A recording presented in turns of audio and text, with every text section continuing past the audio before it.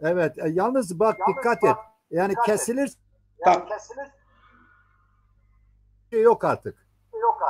tamam. Ma bixêr şerma manke hay gali program de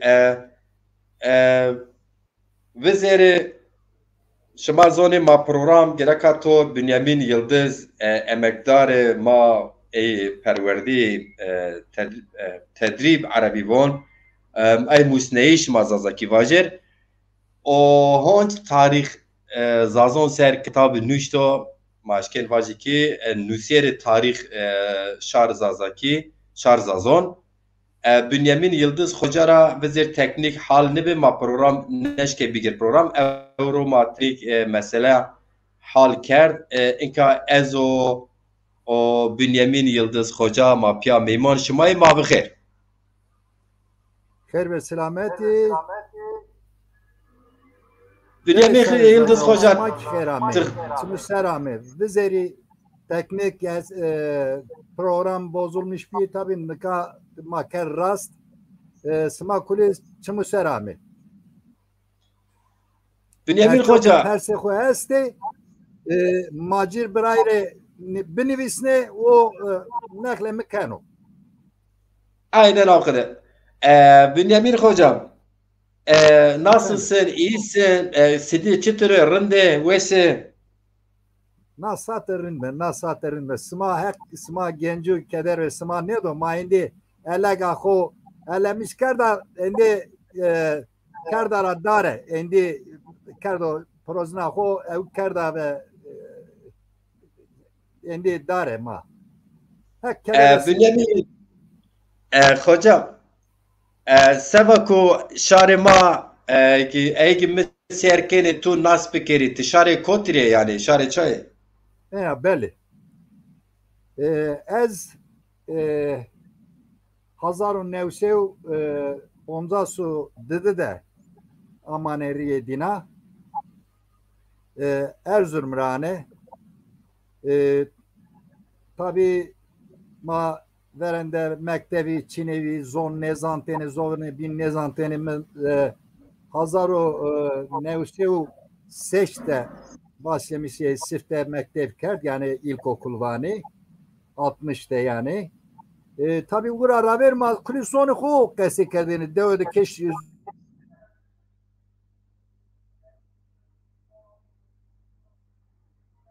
viş out ser tabi me ez malum yani eğitimi Türkü guretvi hona heşim peke yani daha sernar ravir hatan daha sernar ravir anemiş ne kedin mi ho Türk say kerdini nika endi tabi na şive mi ve seru me ho di yani ho tabi da azaru dedi de yani emekli ondan sonra ma tabi evet yani na hesabı ev ki heti zone mara kitabe mara zagune mara tabi rend persna uker went evi hazaru peli mi sere kitabe ho sero yani heyniye de mi kitap vardı uzbar kitabe ma na şekilde ama uzbar evet Evet. Tüvesi var bir. Tüvesi var bir. Sayın Bünyamin Yıldız Hocam biz bugün işte bir aydan bu yaradır daha fazladır belki zaman zaman değişik aydınlarımızı konuk yaptığım Gaan TV YouTube'a ve Facebook üzerine yaptığımız tartışmalar var. Bilmiyorum sizin izleme fırsatınız oldu mu olmadı mı? Bazen oluyor. Bazen Evet, oluyor ki özellikle görmüyorum. evet, özellikle Türkiye 2023 yılında genel ve Cumhurbaşkanı seçimlerine odaklamış.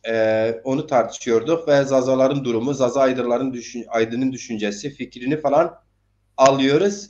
Bu konuda size de başvurmak istedim. Fikirleriniz bizim için değerlidir. Bir eğitmensiniz, büyüğümüzsünüz falan. Bu ayrı bir yana. Son yıllarda özellikle kendinizin ifadesiyle son 6-7 yıldan bu yana Zaza tarihini, Zazalar nereden geldiğini merak eden ve bunun için bu yaşta büyük bir gece gündüz çalışıp emek veren bir kitap, bir değer, Zazalara bir belge bırakan ve o belgeyle birlikte yaşayan gerçekten emek veren bir büyüğümüz olarak sizinle bu konuları tartışmak istedim. Tabii ki sizin kitabınız henüz bana ulaşmadı. Ulaşırsa okursam onu ayrıntılı bir şekilde tekrar konuşuruz. Ama benim ilk sorum şu olacak hocam. Sizin Zaza tarihine olan merakınız ne zamandan beri başladı? Nasıl başladı? Önce bu soruyu bir yönelteyim dedim.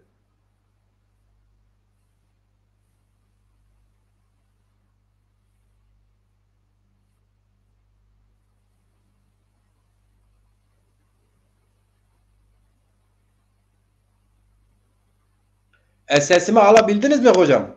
Efendim, ses geliyor mu? Sizin sesiniz gelmiyor. Siz soruyu anladınız mı hocam? Ben soru yönelttim dedim. Siz bir eğitim emeklisi olarak, bir Zaza olarak 20-27 yıl ifadenizle eğitim verdiniz çocuklara. Emekli oldunuz ve 5-6 yıldan bu yana Zaza kimliğine duyarlılığınız, sonra Zaza tarihine ilginiz, alakanız gelişti. Takip ettiğimiz kadarıyla sizin elinizle. Ve bir eser, Zazalara bir tarihi eser bıraktınız. Bir tarih yazdınız. Onu hikayesini anlatmanızı istedim ama sanırım sizin orada hocam internetiniz, kendi ev internetiniz ya da bağlı internet zayıftır herhalde. İnternetiniz zayıf olduğu için düştü. Evet değerli izleyici arkadaşlar, cepten bir takip edeyim. Kimler var kimler yok. Biz YouTube üzerinde canlı yayın yapıyoruz. Aynı zamanda diğer sosyal medya ağlarına da paylaştım ama oradan ancak cepten takip edebilirim. Bir bakayım, oraya bir gidelim.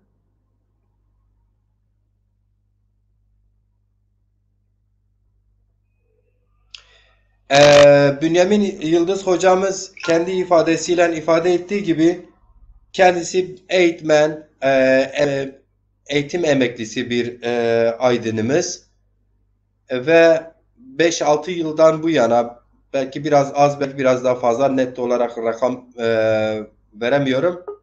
Zaza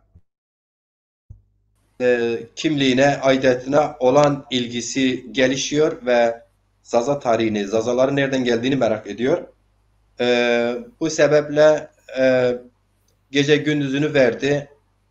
Bu yaşlı döneminde bilincini, eğitmenliğini, ilişkilerini, yine Zazalarla diyaloglarını sürdürerek bir tarih kitap yazmıştır. Halkımıza bir miras bırakmıştır.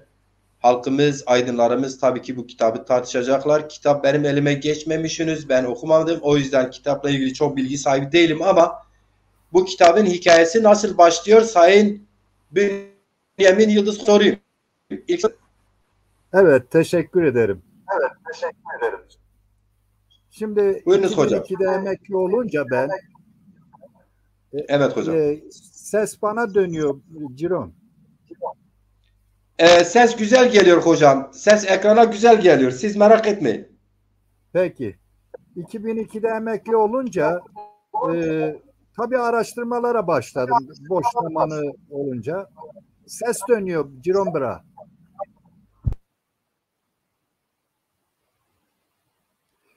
Ses düzgün geliyor mu benim sesim? Hocam sesiniz güzeldir. Hiç duraksamayın. Ben mikrofonumu kapattım. Tamam. Tamam. Heh. Şimdi çok net oluyor. Tamam. 2002'de emekli olunca boş zamanımı değerlendirmek istedim. Dolayısıyla araştırmalara başladım. Ama o dönemde çok büyük bir kitle içinde dilimiz tartışılıyordu. Yani dilimiz şive, kimisi şive diyordu, kimisi bizi alt kolu diyordu, kimisi Türkmen diyordu. Ben de merak ediyordum açıkçası. Dedim ya kendimi buldum. Sonra buldum araştırmalar sonucunda. Şimdi ne oldu? Ben araştırınca eski bilgilerimi bıraktım bir köşeye. Tarihçiyim, ben kimim? Bakıyorum elbiselere, biz Ermeni miyiz? Bakıyorum yakın dillere, biz Kurd müyüz? Yani Kürt müyüz? Farslara da çok yakın. Dolayısıyla Kürt kardeşlerimiz yoğun bir şekilde Şiva olduğumuzu söylüyorlardı. Zaza dilinin. Tabii ben bunun yani gerçekten hangi dil eski ise ona inanmak zorundayız bilimsel olarak.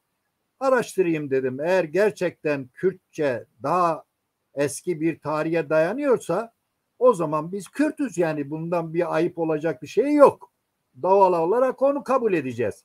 Ama eğer Zazaca eski ise o zaman ben bu bu sorumluluk altında kalamam. Yani artık kafamdaki soruları hani silmek istiyorum zaten. O arada annem de yatağa düştü. Yatağa düşünce ben zaten 24 saat 365 gün evde kaldım. Araştırmalara başladım. İlk çözdüğüm şey mu sözcükleriydi. Bakın dikkat edin. Bunların hepsi belgedir, benim değil. Şu kitapta mu kültü var. 72 bilim adamının, batılı bilim adamının kaleme aldığı Times Yayıncılık adına 72 bilim adamı. Düşünün bir gruplar halinde. Hocam kitabı az bir şey geriden gösterir ki tam ekran olsun. Heh. Bu kitap 72 tane aydın dediğiniz yabancı aydın tarihçi değil mi efendim? Evet, batılı bilim adamlarıdır. Times Yayıncılık adına, biliyorsunuz. Times Amerika'nın en büyük yayın ve basın kurumu.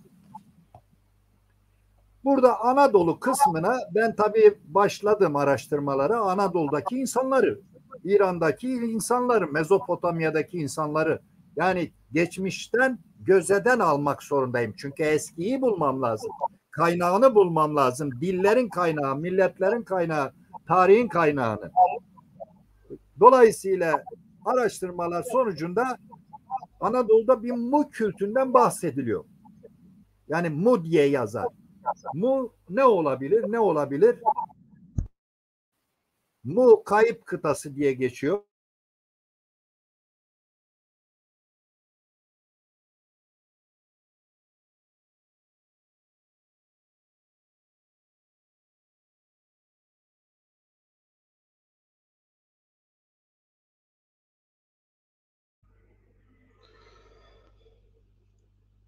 Evet Bünyamin hocam sanırım siz de fark ettiniz hocam.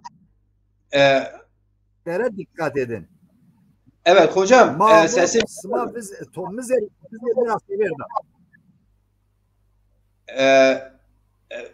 Yıldız hocam sesimi alabiliyor musun? Alıyorum, evet. Şimdi aldım. O Mo kültürü dediğiniz oradan donma oldu. Orayı devam edin oradan. Şimdi mu sözcükleri ben de çağrışım yaptım. Bu ne kelime? Bunun anlamı nedir acaba? Bir baktım ki bizim dilimizde konuşulan bir şey. Anadolu'da da bu Mu kıtası, yani Mu kültünün olduğunu bulmuşum. Oradan demek ki bu bizim ma dediğimiz olay olmasın mı? Sonuçta bu yani bu kelimeyi çözünce ben bütün tarihsel karşılaştığım bütün isimleri, kral isimleri, şehir isimleri, dağ isimleri artık iyice gömüldüm içine. Dolayısıyla bu Mu kıtanın batı kıta, yani kayıp kıta diyor orada. Onu Atlas Büyük Okyanus'ta arıyorlar. Mustafa Kemal hatta 1936'da Mu kıtasını araştırması için Mayaları zannediyor. Mayalardan bir iz bulmak istiyor. Bir konsolosluk görevlisi Meksika City, biliyorsunuz, onların başkenti. Oraya gönderirken Mehmet isminde, tabii şu anda ben sarı noktalarım var. İçinizde doktorlar olanlar varsa sarı nokta görmez. Ama gözleri ağırmaz, kızarmaz, bozarmaz. Fakat önünde bir bulut gibi bir şey kaplar. Dolayısıyla görmez. Ben son 1,5 senedir okuyamıyorum. Yazdıklarımı da doğru dürüst göremiyorum. Ameliyat gözlükleriyle görebiliyorum bazı harfleri. Dolayısıyla şimdi kısa kesiyorum. Oradan o Mehmet ismindeki vatandaş sadece bu işle ilgili Mayalardan 150 tane Türkçe, Anadolu Türkçesiyle kelime bulup getiriyor. Dolayısıyla diyor ki evet bir bağlantı olabilir. 150 tane kelime onların kültüründe, yani Maya kültüründe var. Dolayısıyla ben bunda yine şüphelendim. Ya dedim bu Kırgızca'da bunlar ya, tabii kelimelerin envanterini çıkarıyorum. Kırgızca'da bir doğru dürüst bu Türkçe denilen kelimeden yok. Tam tersine Zazaca kelimelerin çoğu. Bakın dikkat edin. Zazaca çoğunluğu. Zaten burada tarihçiler bu nedenle yanlış yola sapıyorlar buradan.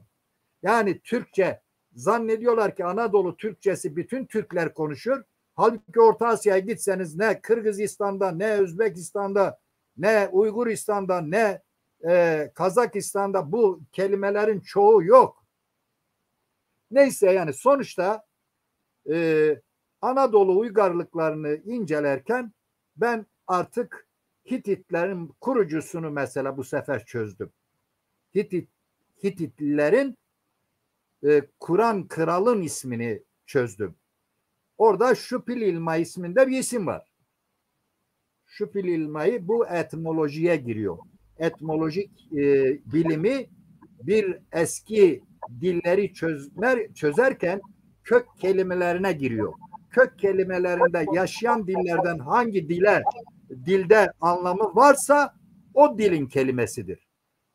Ben şimdi Şupililma'yı çözdüm. Şimdi size soruyorum mesela Şupililma'nın anlamı nedir Zazaca'da acaba? Pek çoğunuz farkına varmamışsınız. Bakın şimdi çözmeyi şöyle. Spelilkama.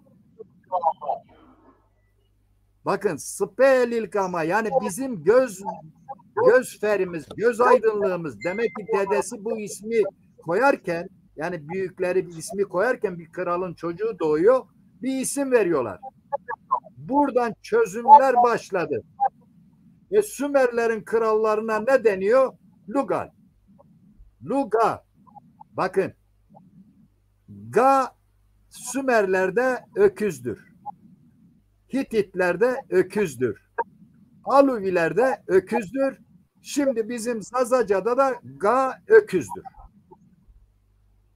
Bu bir acaba şey midir acaba? Tesadüf mü? Tesadüf olabilir mi bu kadar? Tarihsel olarak ok mesela. Bir bakıyorsun Sümerler'de tir diyor. Hititler'de tir diyor. Aluvilerde tir diyor. Hetler'de tir diyor. Bunların hepsi Anadolu coğrafyası ve Mezopotamya coğrafyasında. Bütün bunların sonucunda şimdi şu birinci kitapta Anadolu'nun bilinen ilk halkı diyor ki Proto-Hetlerdir. Bakın Proto-Hetlerdir diyor. Proto-Hat diller diye geçer bazı yerlerde de. Şimdi Proto-Hat diller, proto demek eski demek. Hatti demek Hetler kelimesini çözüyorum bu sefer. Het Zazaca'da ne demektir? Hepimiz bilirsiniz. Heto rast, heto cep, hete seri, hete ceri, hete veri, pey. Bunların hepsi het, taraf demektir. Kim bunu söylüyor? Sümerli söylüyor. Bak Sümer tabletinde var. Het kelimesi Anadolu için kullanılıyor. Orada yazının bulunuşundan sonra tabletler çıkıyor ya. Dolayısıyla bu sefer kendine lu diyor. Işık anlamına geliyor. Ve açıklaması da tablette Sümer tabletinde açıklaması lu kutsal insan diyor. 3 tane anlam yazıyor arka arkaya tercümesinde. kutsal adam, kutsal kral, kutsal tanrı diyor. Lu sadece lu hecesi. Lu yan yana yazılıyor. Bunun açıklaması enteresandır. Kutsal adamlar, kutsal krallar, kutsal tanrılar diyor. Bu da tesadüf mü? Dikkat edin. Bu sefer Anadolu hani het demişti ya. O het. U het diyor. U het de i za e. Bak ne demektir bu za kelimesi? İlk defa tarihte za kelimesini burada görüyoruz. Anlamı kutsal adam, kutsal kral, kutsal tanrı diyor. Hani Lu gibi. Ben bu sefer peşine düştüm. Ya bunlar kendilerine Lu diyor tekil olarak. Anadolu için za diyorlar. Ya bu bir tesadüf mü? Bu benzerlik mi? Niye bunlar aynı kelimeyi her ikisi içinde kullanmamışlar? Anlamları aynı. Orada da za, kutsal adam, kutsal kral, kutsal tanrı. Bu sefer za iki tane hece ayrı yazılmış tablette. Buna da diyor ki kutsal adamlar, kutsal krallar, kutsal tanrılar. Al sana bir ufuk açıldı. Şimdi hem belgede bu sefer het kelimesi nereden geliyor? Yani hani Hattiller yazmış bu kaynakta. Proto Hattiller. Bu het lafı geçiyor ama niye bu aynı kelimeyi kullanmamış? Bu sefer oradan bir bakıyoruz ki Sargon adında birisi Anadolu'yu fethetmeye geliyor. Yani het niye adı Anadolu için kullanmışız biz kitabımızda. Şimdi Sargon adında Akkad kralı kurucusudur zaten. Mesela Google'da arayın. Büyük Sarukan veya Sargon deniyor bu adama. Bu Akkadların kurucusudur. Miti tıpkı bir Musa miti gibidir. Hazreti Musa hani sepete atılıyor, bir Nil'e atılıyor, sarayda çıkıyor, büyütülüyor falan. Sonra kendi halkının başına geçiyor, Firavun'a karşı direniyor falan. Aynı mit bu Sargon için de geçerlidir. Sargon'da Mezopotamya annesi gelmiş, açlıktan çöl insanı habire Sümer ülkesine geliyor. İşte orada büyütülüyor, bilmem ne oluyor. Aklı ve zekası sayesinde parlıyor, geliyor, şehrin korucusu oluyor. Bir süre sonra o göçmen Arapların başına geçip Sümer şehir devletlerini yıkıyor. Sümer şehir devletleri demek ki Zaza kökenli insanlardır. Neyse biz Sargon hangi tarihte o kral olmuş? Milattan önce 2350 ile 2284 yılları arasında uzun bir süre şey yapmış. Hükümdarlık yapmış. Bu Arap kökenli bir insandır. Şimdi coğrafya hangi coğrafyada hocam bu kral olmuş? Neresi? Yer neresi? İşte Mezopotamya'da. Mezopotamya'da evet. Bu kendi isyan ediyor. Hani sığındığı şehirlerde, zengin şehirlerde göçmenler habire çölden geliyor öyle bir noktaya geliyor ki şehir devletleri olarak Anadolu'dan giden Lulular 35 tane şehir devletini kurmuş. Aslında hepsi birbirinin akrabası köyler. Ama o kadar özgürler ki bunlar her kuşak 50-55 kilometre gidiyor bir köy kuruyor. Orayı yerleşiyor. Orası bağımsız bir devlet şeklinde kendini yönetiyorlar. Kimse kimseye karışmıyor. 8000 yıl yan yana zaten barış içinde yaşıyorlar. Şimdi orayı dikkat çekmeyelim. Biz kitabı okumayalım da şimdi diyorum het kelimesini bu adam kullanıyor. Geliyor hocam izninizle birkaç kavramdan bahsettiniz. Het dediniz. Yani Zazaca'da het diğer dillerde var mıdır mesela heti mani mavan heti işte bu taraf sizin taraf bizim taraf het. Ben ilçemde geçen sene yazın hani böyle kitap yazmak artık bitmeye işine geldi fakat gözlerim görmemeye başlayınca çok yanlışlar yaptım. Yani diyelim ki parantez açıyorum. Parantezin ne unutmuşum diyorum kendi kendime. Geriye dönüyorum. Nerede kapatacağımı görmediğim için kapatamıyorum. Bu çaresizlik içinde ilçeye gittim. Hepsi komple Kürttür. Yani bir kısmı Zaza iken Kürtleşmiş insanlar. Şadanlar aşireti tamamen Şafii mezhebine geçmiş. Bir de Kürt kendini sayıyorlar. Ama esnafların neresi olur? Yer, hocam yer neresidir? Efendim? Erzurum'un kazası. Benim ilçem. Evet. Tamam. Şimdi orada ben bir öğretmenle beni karşı karşıya getirdiler. Ben konuşuyorum, tabii cevap veren yok. Birisi dedik ya bizim hocayı çağırın gelsin. Hoca bu net anlatıyor. Biz bundan bir şey anlamıyoruz. Ve yani saygılı bir şekilde tabii. Çağırdılar. Bir arkadaş geldi. Ben yaşlarda. Oturduk kahvede, 30 kişi de bizi izliyor. Dedim ki hocam het nedir? Hani sen het dedince o bireysel olarak oraya gidiyorum.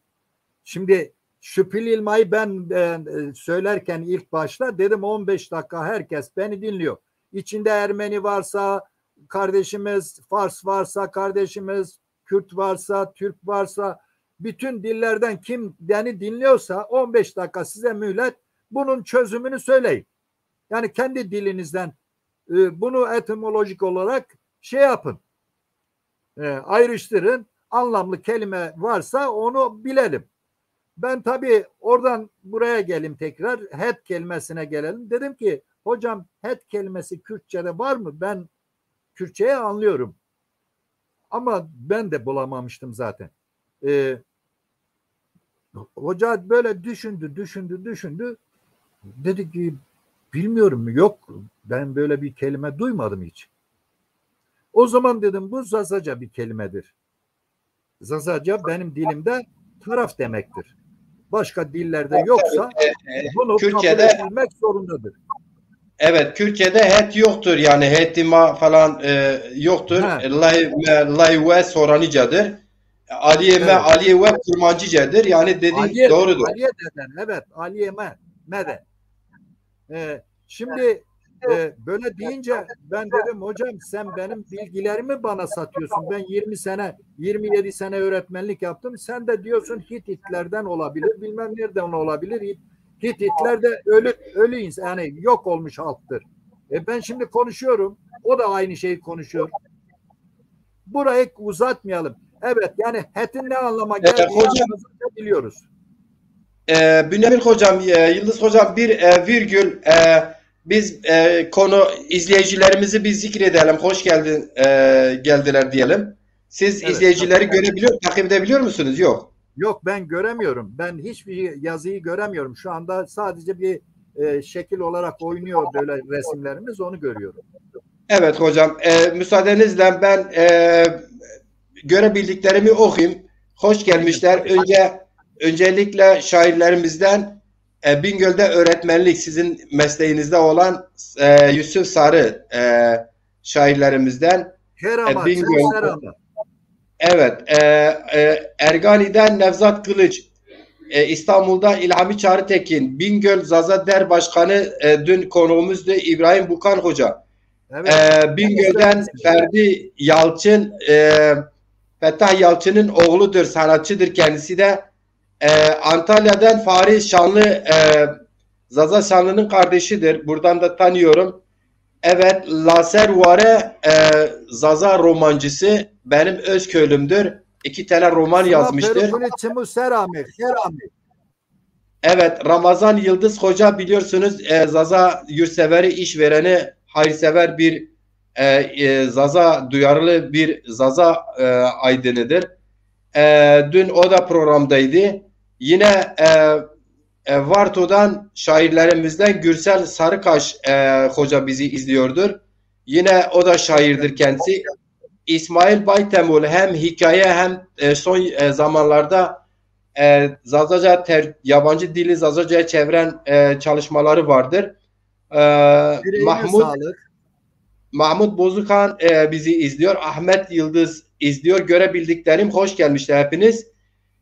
Hocam tabii ki bizim Ahmet Bürlükaya izliyor Bingöl'den. Hocam bizim amacımız tabii ki kitabı baştan sonuna kadar okumak değildi. Program sırf kitap üzerine değildi. Tabii ki kitabı yeni çıkarttınız. Sizin kitabınız hayırlı olsun öncelikle. Başarılar dilerim. Siz Zaza halkına kıymetli bir değer bıraktınız. Yazılı bir belge bıraktınız. En çok şikayet ettiğimiz noktalardan birisi. Eksisiyle, artısıyla Zaza halkı gelecekte bugün de tartışacaktır mutlaka. Tarihçiler tartışacaktır. İtiraz edenler olur ama yeter ki biz açık görüşelim, açık itiraz edelim. Buradan oradan dedikodularla şu şair midir değil midir diye tartışamayız. Şu adam bilim adamı mıdır değil midir dedikodularla şey yapamayız. Şu adam siyasetçi midir değil midir arkadan konuşarak samimiyetimizi gösteremeyiz. Şu tarihçi midir değil midir bunu tarihçiler, bilim insanları eğer tarihçi ya da değil onu belgelerinle konuşarak, tartışarak o kitabı alıp okuyarak şey yaparsa ki bugün artık biliyorsunuz toplumların tarihi var, sınıfların tarihi var, dinlerin tarihi var, devletlerin tarihi var, imparatorlukların tarihleri var, halkların tarihleri vardır. Bunlar hepsi ayrı ayrı görev bölümünde o tarihle ilgili hakim olan, araştıran insanlar ayrı ayrı yazar. Siyasi partilerin bile tarihi var, derneklerin tarihi var. Yani tarih sonuçta çok dallıdır. Evet ama aynı zamanda biliyorsunuz Türk Turancılık tarihi vardır. Genelde hikayelere bağlı bir tarih yazılımı var ama sonuçta Türk toplumu yüzde kaçı buna inanmış bir millet olmuştur. Kürt milletçileri yine Turancılığı taklit ederek iddia doğru yanlış iddia ya da nasıl diyeyim senaryo önce yazarak belli olan bir amaca dönük tarih yazarları vardır. Bünyamin hocam etmoloji yine tarihi az önce kitapta başlıkta gösterdiğiniz 150 tarihçinin imzaladığı o hangi kitaptı tekrarlarsanız 172 172 tane tarihçinin hangi kuruluştur o? Times kuruluşu. Amerika'nın Times yayıncılık adına adamlar köklerini aramaya çalışıyorlar. 1876'da bu yani bu kitabı yazan kişiler tabii 1872'de sonuç olarak ondan evvel bir sürü zaman aşıyorlar. Yani İndo-German prensibi de sen söyledin ya demin Türklerin tarihi mesela Ural-Altay grubunda bu geçiyor. Ural-Altay bu güneş teorisi. Efendim İndo-German bu İngilizler kendi atalarını bulmaya çalışıyorlar. Zaten biliyorsunuz Amerika'yı İngilizler bir kolonisiydi. Dolayısıyla bunlar önce Hindistan'da köklerini arıyorlar. Hani o Aryan prensibi var ya Aryan evet. projesi. O bakıyorlar tabii bazı bilim adamları bunu kardeş diyorlar. Biz İngilizlerle işte Cermen ırkı, Almanlar, işte Danlar, efendim kuzey ülkeleri o İskandinav ülkeleri işte birçok ülke İngilizler, İrlandalılar bu İrlandalılar ve Keltlerin içine de giren var kaynaklarda. Şimdi bunlar diyorlar ki biz akrabayız. Bir grup bilim adam, batılı bilim önce ne yapıyorlar? Geliyorlar, bakıyorlar bazı bilim adamları da diyor ki ya kardeşim onlar esmerdir. Onların gelenekleri bizden çok farklıdır. Onların efendim müzikleri farklıdır. Toplumu toplum yapan birçok nüveler farklıdır. Bambaşka şeyler. Biz bunlarla nasıl kardeş yapıyorsunuz? Aklı selim bilim adamları bunu çürütüyor. Ama bir kısmı böyle inanıyor. Ben bunların hepsini kitapta yazdım. Ama bir kısmı bunun devam ediyor. Tabii bunu üstün ırka bağlıyorlar bu sefer. O kadar aşırıya gidiyorlar ki uzun süre. Bunu toplum olarak doğru dürüst kimse artık kabul etmiyor. Fakat Hitler bunu şey olarak kullanıyor. Yani bir proje olarak Almanya'da hani Hitler biliyorsunuz. Dolayısıyla bir sürü insanın 40 milyon insanın ölümüne neden oldu nitekim o projesiyle.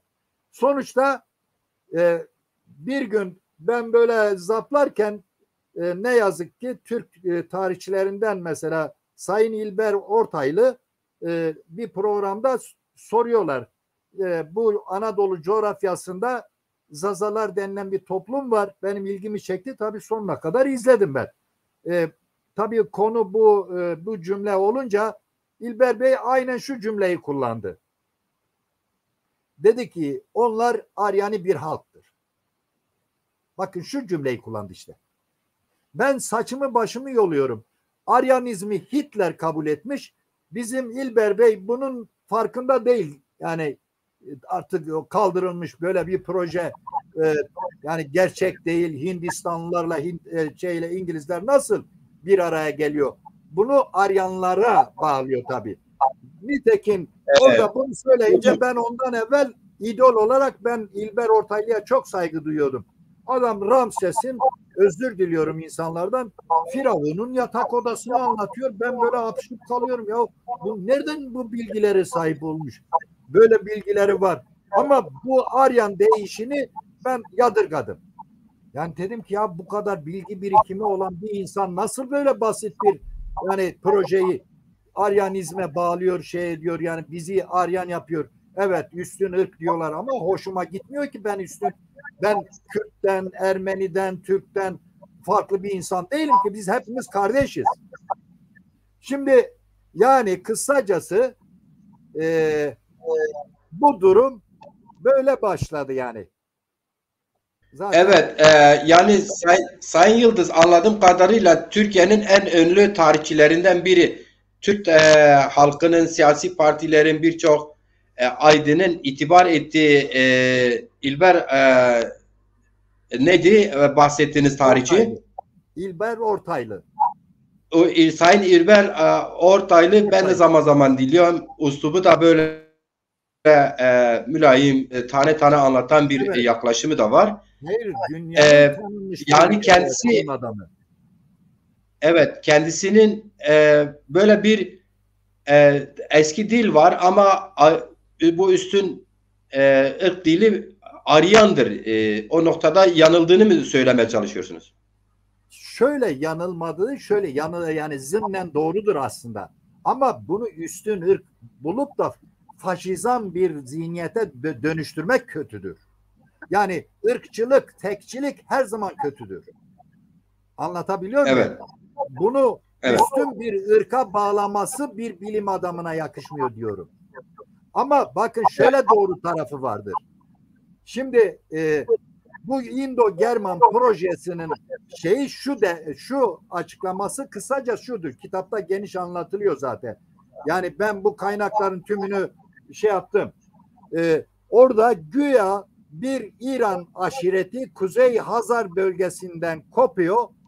Hazar Denizi'nin kuzeyinde bugünkü işte o Ukrayna bölgesinde yani Hazar Denizi ile Karadeniz'in kuzeyinde o steplerde bugünkü Kazakistan'la işte Ukrayna arasındaki topraklarda bir aşiret, İrani bir aşiret güya güneye göç ediyor. Güneydoğuya Hindistan'a gidiyor.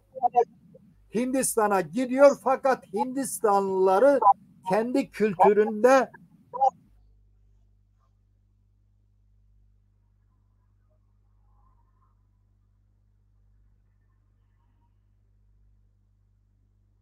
Evet, Bünyamin hocam sesimi alabiliyorsun.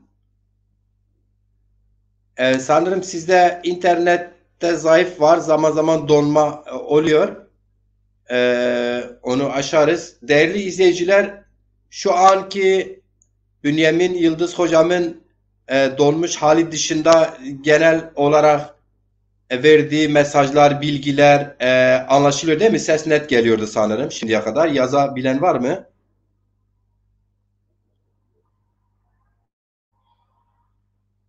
Ahmet Koyunay berodelat tıkherame çimon ser ma selam tugret çimon guser Baki Aydın tıkherame bera Mehmet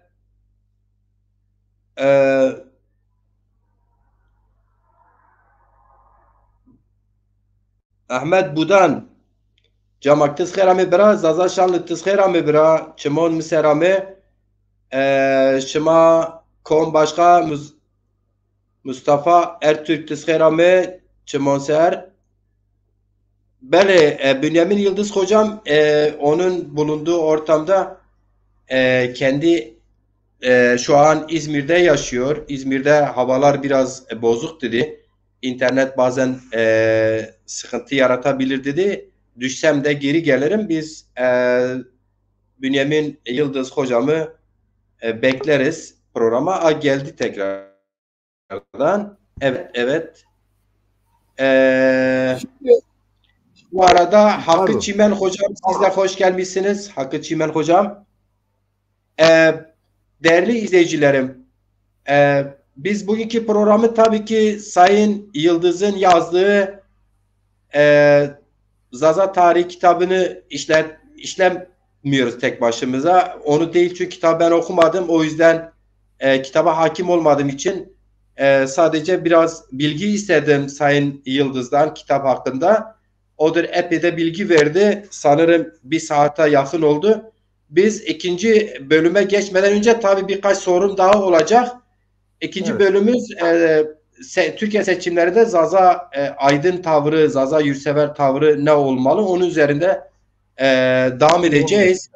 Bizi izlemeye devam edin. Sayın Yıldız hocam, tekrar hoş geldiniz. Hoş bulduk. Kısaca o konuyu bitireyim. Hemen bir çırpıda. Siz onu toparlayın. Kitabınızla ilgili birkaç soru soracağım. Eleştirilerle ilgili varsa satışıyla ilgili birkaç soru soracağım. Onun dışında biz ikinci bölüme geçeriz hocam. Evet. Yani kısacası orada şimdi İran coğrafyasında büyük bir sirkülasyon olmuştur tarihte. Ben yaptığım araştırmalarda kendi kitabımdan zımnen dedim ya, doğru dedim. Çünkü Anadolu'dan insanlar doğuya gittiler. Doğuya gidenlerin bir kısmı üçe ayrıldı.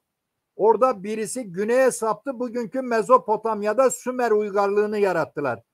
Direktmen bunların bir kısmı, yani kuzenleri, kardeşleri aynı grubun doğuya devam etti. Bunlar Elam'ı kurdular. Bir kısmı da Deylam'a gitti. Bakın, Deylam üzerinden takıntıları çok olan vardır. İşte ilk gidenler bunlar. Bu ortalama 11 bin yıl önceye denk geliyor. Şimdi 12 binlerde Göbekli Tepe yapılıyor, oralara yayılıyorlar.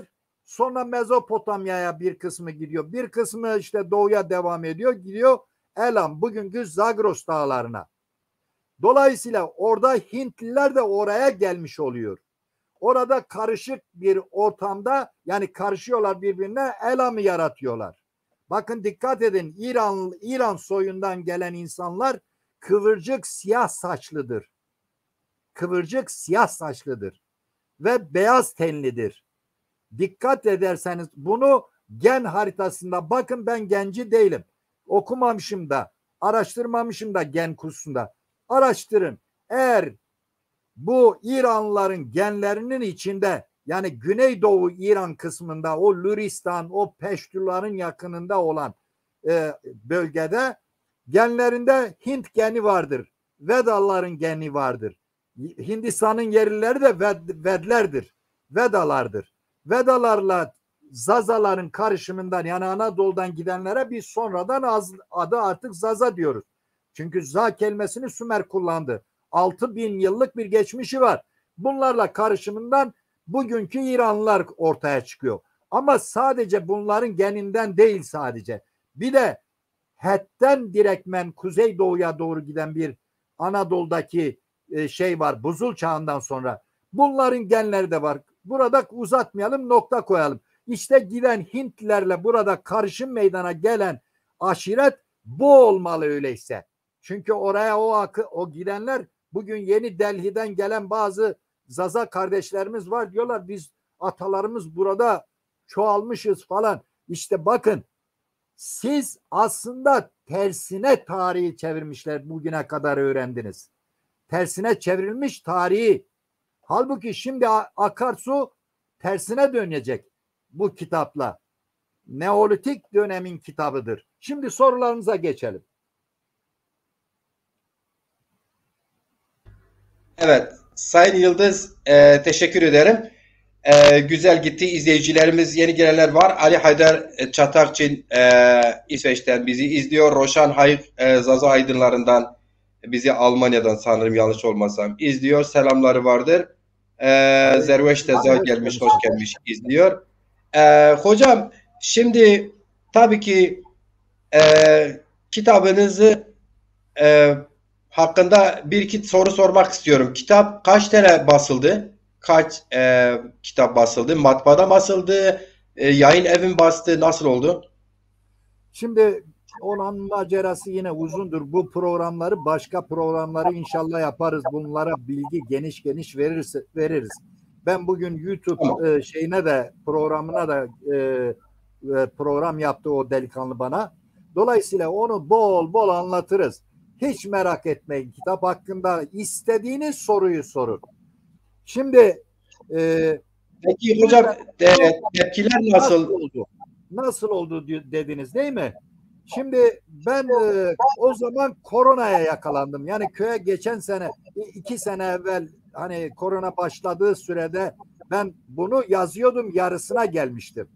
Yani geçmiş olsun. 260. sayfaya geldim. Bu kitap şimdi 590 küsür sayfadır. İşte bakın, düşünün, yarısına Maşallah. gelmişim meğerse. Ben ilk koronaya yakalandım. En şiddetli zamanında. Neredeyse öleceğimi, yani bir an evvel bitireyim dedim. Onun için bugüne getirmedim. Yani Neolitik çağı anlattım. Çünkü ben şifeyi hedeflemiştim. Şifeyi ekarte etmiştim.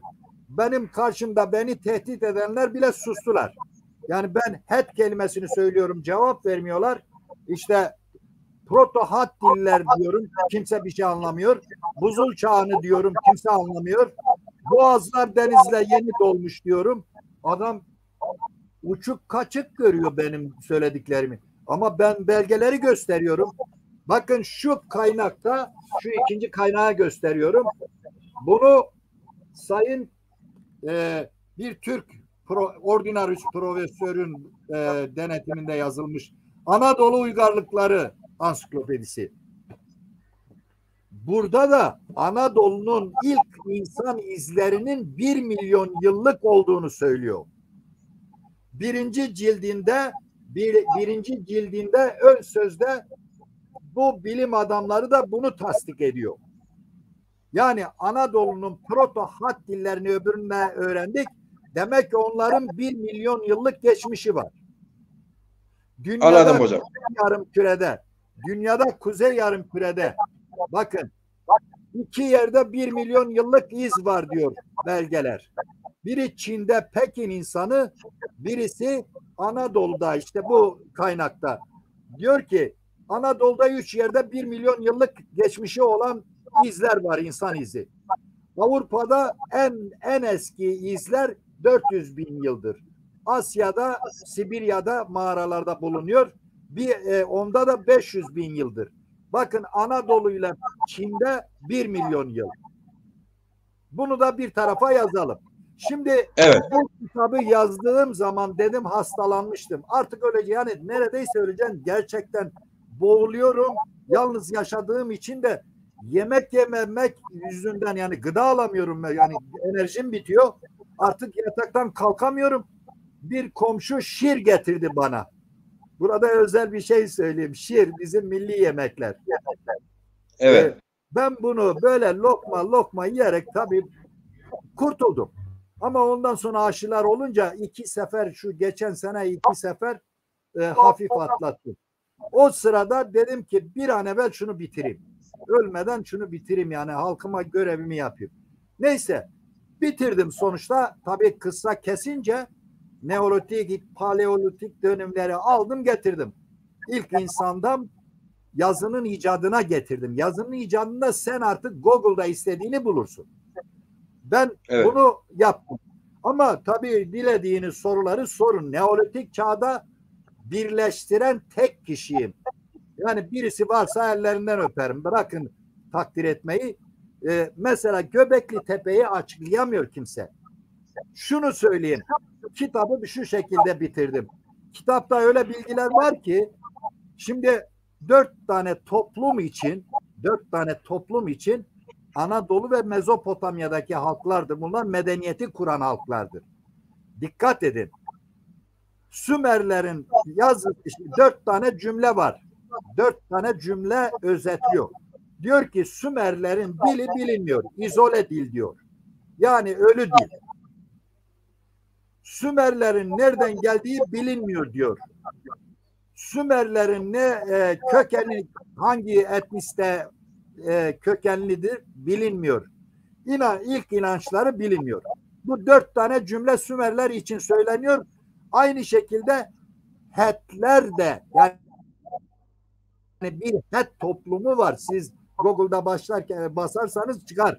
Hetlerin de aynı şekilde bilgileri böyle dört tane cümledir. Bilinmezler yaftası vurulmuş. Sümerlerin, Hetlerin, Aluvilerin bakın çoğu yerde A'yı da kesmişler. İskender bunu yaptı. İskender Anadolu'yu fethederken şehir, kasaba her şeyin ismini değiştirdi. Yani asimile etti.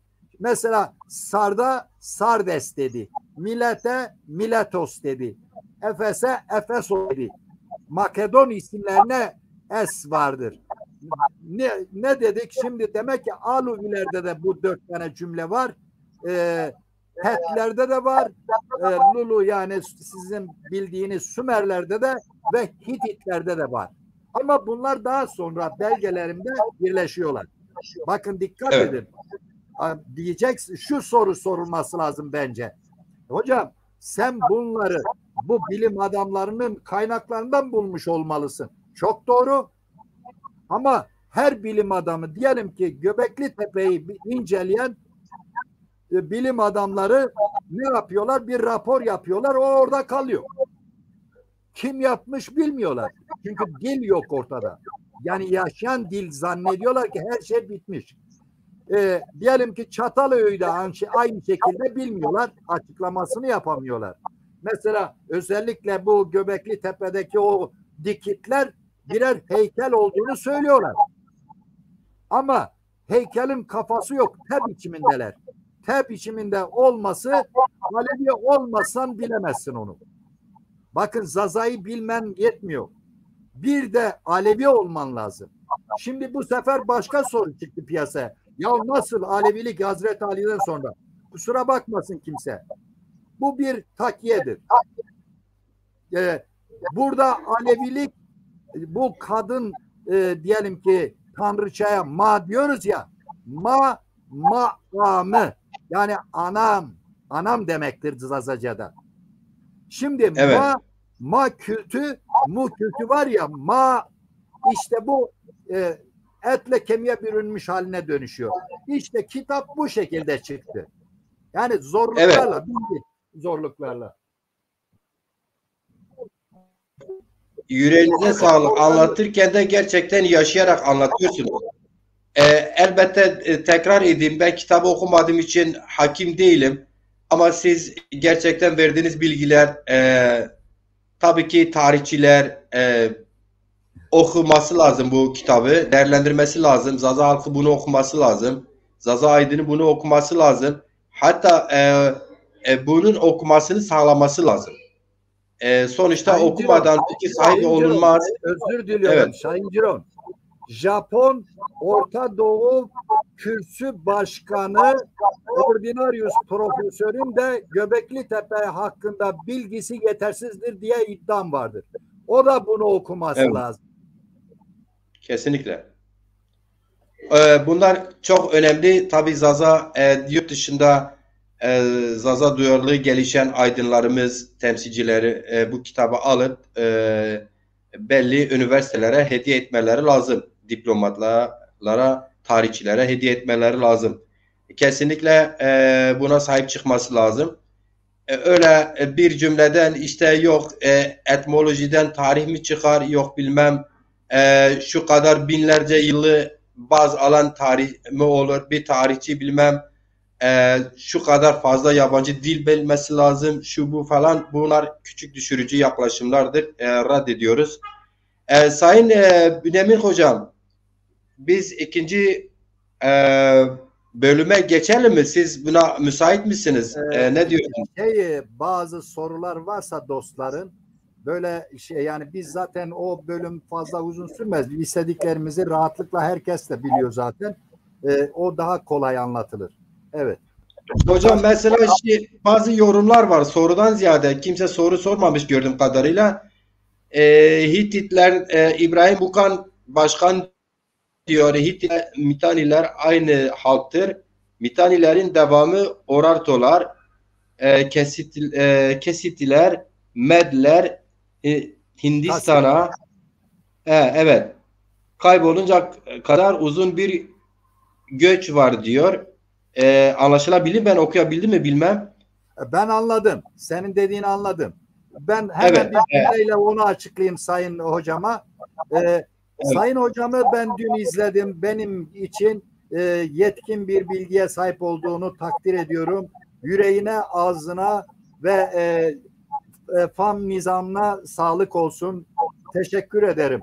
Sayın Hocam, kitabın hocam özür dilerim. Bunların hepsi yeni bilgilerdir. Kesinlikle.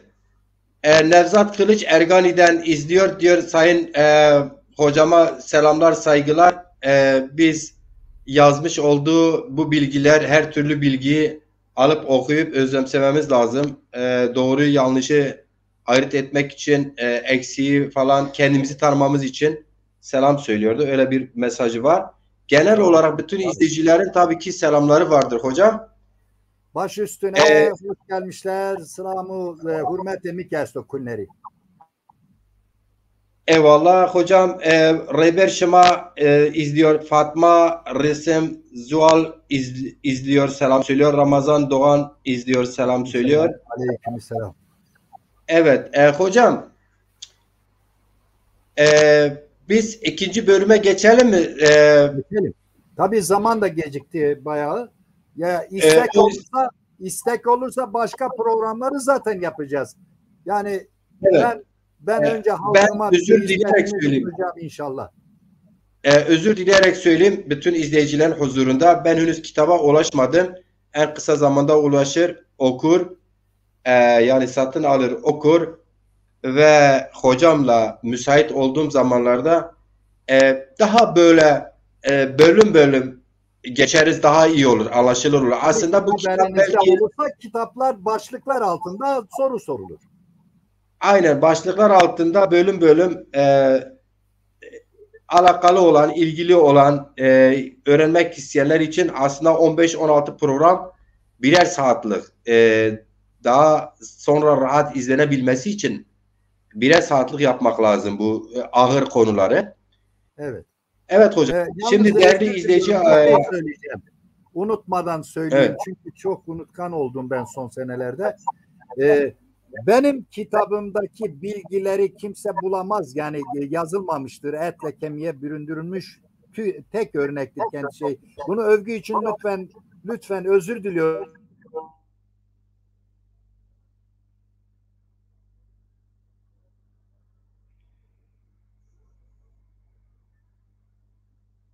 Evet, Bünyamin Yıldız hocam yine dondu.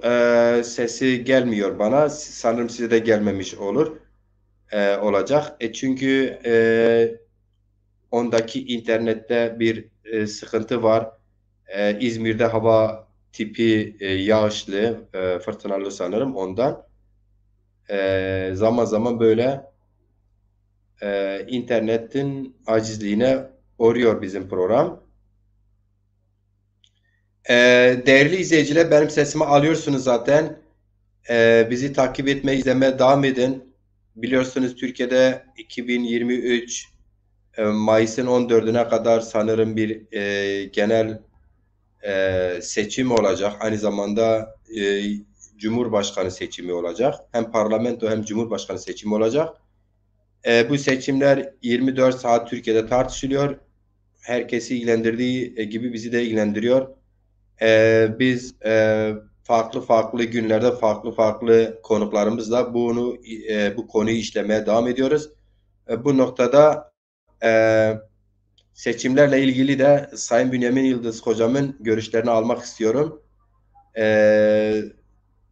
2023 Cumhurbaşkanı ve parlamento seçimlerinde biliyorsunuz Zazaları temsilen görüşen, eden falan yok. Bu durumu değerlendirmek istiyoruz. Halen Zazalar bir şey yapabilirler mi? Görüş almak istiyoruz tabii ki. Duyarlılık yaratmaya çalışıyoruz. İsterim ki bunu her Zaza yapsın. Ancak böyle sürekli sorunlarımızı tartışarak, sürekli gündemden tutarak gündemi biz belirlersek ancak bir yerlere gidebiliriz diye düşünüyoruz. Evet, Bünyamin hocamı bekliyorum. O yüzden Bünyamin hocam da aynı zamanda bir Zaza aydını olarak mutlaka Türkiye'deki seçimlere ve Zaza duruşuyla ilgili fikirleri vardır. Yarın da konuyla ilgili programım var. Yarın Bülent Karabulut Dersim'den yine seçimle ilgili görüşlerini diyeceğiz, önerilerini alacağız. Bir program yine olacak. Bizi izlemeye, takip etmeye devam edin. Tabii ki ben dün görüşümü bildirdim. Tekrar ederiz ama doğruları tekrar ede ancak hedefine ulaştırabiliriz. Doğrular için tekrar sürekli ihtiyaç olanı tekrar ederiz. Şimdi mesela bir Müslüman inandığı yolda 5 vakit namazı ben dün yaptım, yarın yapmayayım diyebilir mi? Diyemez. Yanlış olur. Her gün 5 vakit varsa, o da inanmışsa bu inanç sistemine, kendini ona adamışsa 5 vakit namaz kılması lazım. Bu tekrar oluyor anlamına gelmez. Her gün yeni bir gündür.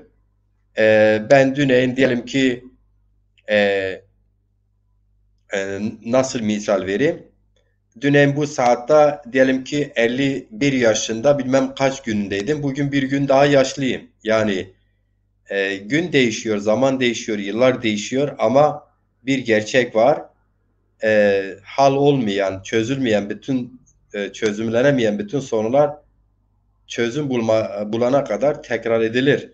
Biz o yüzden seçim sürecinde, seçimlerden sonra da, daha sonraki yıllarda da biz ölsek de bizden sonraki nesiller de varsa sorunlarımız, hal olmamış sorunlarımız varsa onların hal olması için bizim bugün tekrar ettiklerimizi onlar da daha tekrar edecekler. O yüzden tekrar doğruysa, tekrar gerekiyorsa sürekli tekrar etmek gerekiyor. O tekrar sayılmaz demek istedim.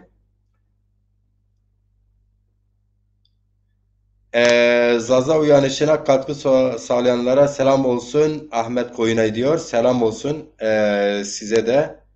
Hoş geldiniz. Reverşima siz yorum yazmışsınız. Sizin yeriniz karanlıktır. Onu aydınlatabilirseniz iyi olur demişsiniz. Hocam onu açıklayayım buradayken. Tahmin ettiğini izleme geliriz diye orada yorumda şey yapmadım. Benim ışık aslında her zaman şimdiki gibidir. Şimdi iyi midir? İyidir sanırım. O Bünyamin hocam bu sisteme gelemedi. Yayına aldık, şeye gittik. Cepten. Benim cep telefonum kırıktır. Kamerası net göstermediği için o telefondan, cihazdan kaynaklı karanlıktır. Yoksa benim ortamım karanlık olduğundan değil. Reverşima. Mehmet Çıkaray hoş gelmişsin. Ayhan Akın hoca siz de hoş gelmişsiniz. Ayhan Bey siz ne zaman arzu ederseniz sizi programa katmak isterim. Eğer ki böyle bir arzunuz varsa, katkı siz de sormak isterseniz bana yorumda yazabilirsiniz efendim. Biz Sayın Yıldız tekrar hoş geldiniz. Siz herhalde İzmir'de havalar herhalde İzmir'de bozuktur. Zaman zaman evet, böyle havalar 2-3 gündür yağış var. Onun yüzünde yani biraz internet kopuyor arada bir. evet. Hocam siz yokken tabii ki bu arada Sayın İbrahim Bukan size teşekkür mesajı göndermiş. Bünyamin hocama çok çok teşekkür ediyoruz. Güzel bir eser hazırlanmış, kitabı elimde okuyorum. Ayrıca kültür bilgi çok derin ve kapsamlıdır.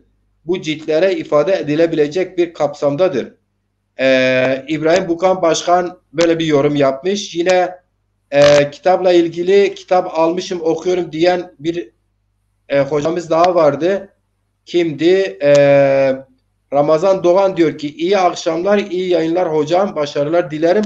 Ramazan Doğan diyor ki ben diyor kitap aldım, okudum, çok değerli bilgiler vardır kitapta diyor. Ramazan Doğan hocayı ben şahsen tanımıyorum. Şimdi tanımadığım bazı hocalarımız, çok kıymetli hocalarımız, diğer izleyicilerimiz gibi herkes ayrı ayrı kıymetlidir. Bazen sadece böyle takipçi olarak biliyoruz. Evet. İsteriz ki kendilerini yakından Bingöl'e burada çok teşekkür ederim. Gerçekten Zaza evet. olduğunu ispatlıyorlar. Evet. Hocam tekrar sizin orada bir sorun sanırım yeniden yaşadı. Şu an donuk bir ekran dönüyor sadece sizin tarafınızda hocam. İnşallah düşmez. Tekrar Bünyamin hocam düştü. Bekleriz geri gelsin. Değerli izleyiciler, Bünyamin hocam tekrar hızlı bir şekilde gelin. Bünyamin hocam biz şey yapalım. Biz ikinci sorumuza geçelim. Bir saniyenizi alayım. 1-2 saniye alayım. Buyurunuz hocam. Bingöl'e özellikle çok teşekkür ederim. 18 tane kitap oraya gitti. Kimisi bireysel, kimi toplu aldılar. İbrahim hocama da çok teşekkür ederim. Güzel Evet. sözleri için. İnşallah, Şair. İnşallah gençlerimiz bunlardan yararlanırlar. Yani hepimizden yararlanırlar ve daha güzel kitaplar, güzel eserler ortaya çıkacaktır. İnşallah. Hocam Abdullah Çiçek gelmiş, selam söylüyor. Fahri Ergun epeydir bizi takip ediyor, izliyor ve Bünyamin hocamın araştırmaları canı gönülden olduğu için kayda değerlidir. Selamlıyorum. Evet. Fahri Ergun selamlar. Fahri Tokherama. Böyle. Hocam diye diyoruz bak. Evet. Hocam izninizle biz ikinci konumuza geçelim. Evet. Özür dilerim, ben çok Türkçe hakim değilim. Keşke tabii ki bu seçim sürecine girdik. İsteriz ki Kürt, Türk, Laz, Çerkez, Zazaların siyasi yaklaşımını, demokratik yaklaşımını, ne istediklerini anlaşılsın, amacına ulaşsın diye Türkçe programlar yapmaya başladık, yapıyoruz. İhtiyaçtır. Şu an ortak dili Kürdü, Türk'ü, Lazı, Çerkezi ortak dili Türkçe olmuştur. Resmi dil olduğu için avantajıyla ortak dil olmuştur. Hocam peki şimdi müsaitsiniz değil mi? Hazırsınız, geçelim o bölüme. Hazırım. İstediğinizi tabii, bu benim alanım değil politika ama yani yorumumu yaparım ben. Kesinlikle. Hocam ben isterim ki her soruya açık, net, öz yani cevap verelim, hem izleyicileri yormayalım.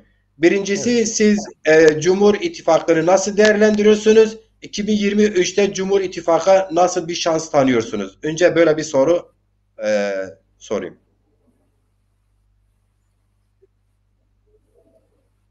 Anlaşılmadı. Hocam birinci soru, ittifakları değerlendireceğiz. Cumhur İttifakı 20 küsur yıldır Türkiye'yi yöneten bir AKP var.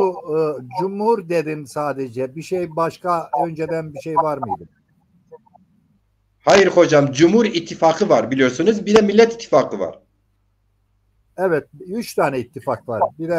Bir de Birleşenler İttifakı var. Birincisinden başlayarak, yani yorulmuş ekonomik kriz, dolar, euro almış başını gidiyor. Böyle bir süreçte tekrar iddialı bir şekilde iddia sahibi olan Cumhur İttifakı, yani çoklu partilerin ittifakı, ne 2023 seçimlerinde şans veriyor musunuz? Nasıl değerlendiriyorsunuz? Şimdi aslında bir güç zehirlenmesi denilen bir şey vardır. Şimdi Evet. bizim halkımızın yarısı, yani yarısı derken her 3 tane gruba da bizim halkımız bana göre dağılmış vaziyette.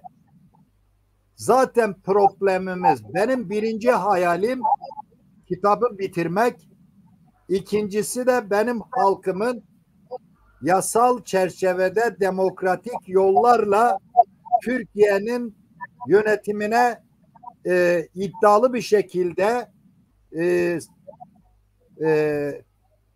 talip olmaktır. Bir araya gelip yine istedikleri inancı, istedikleri gruplara koyup hani oylarını verip ben burada kimse angaje olsun demiyorum veya ayrılsın demiyorum. Yalnız şunu söyleyeyim. 20 yıldır, 21 yıla girdi tabii. Çok uzun süreç sayılır demokrasilerde.